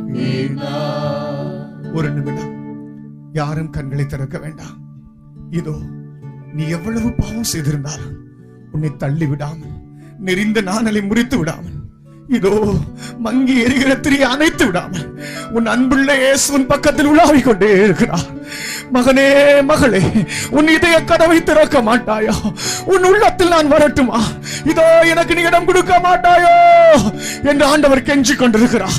இதோ சிலுவையில் அறையப்பட்டவர், கைகளில் இரத்தம் உடையவராய், ஆணியினால் கடாவப்பட்டவராக, கால்களில் ஆணி அரைந்து அரைந்து கடாவப்பட்டு இரத்தம் ஒழுகிறவராக, தலையிலே முள் முடி சூடப்பட்டு முள் முடி இதோ கோலினால் அடித்து அடித்து படார் படார் என்று அடித்து முள் சதையை கிழித்து இரத்தம் ஒழுகிற கோர காட்சியை பார். இதோ பாவம் செய்யாத இயேசு, பரிசுத்தராகிய இயேசு, இதோ பாவிகளாகி நமக்காக மரித்தாரே. இனியும் நமக்கு காலம் இல்லை. இதோ இதோ அவர் உன் இதய கதவை பார்த்து தட்டுகிறார். இதோ என் மகனே, என் மகளே, நீ ஒப்புக்கொடு என்று கதறி இதோ உனக்காக மன்றாடி அவன் இருக்கிறார். பிரியமானவர்களே, அவருடைய முதுகெல்லாம் வாரினால் அடித்து அடித்து சதையை கிழித்து ரத்தம் ஒழுகிக் கொண்டே இருந்த கோர காட்சி இன்று முன் மனதை தள்ளி வைப்பாயோ?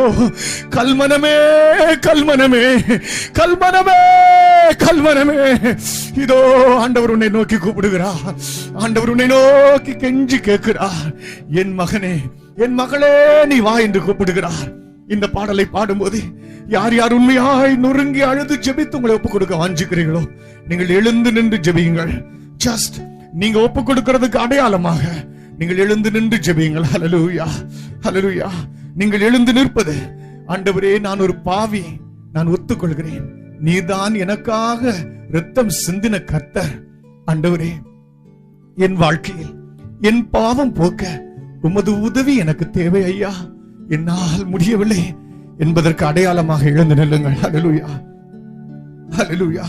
பிரியமானவர்களே, நாம் எல்லாரும் எத்தனையோ விதங்களில் தவறு செய்கிறோம். ஆனால் கர்த்தர் நமக்கு மறுபடியும் மறுபடியும் நமக்கு சான்ஸ் கொடுத்து கொண்டே இருக்கிறார். Please open your heart. இயேசுவின் பின்னே போக துணிந்தேன். இயேசுவின் பின்னே போக துணிந்தேன். இயேசுவின் பின்னே போக துணிந்தேன்.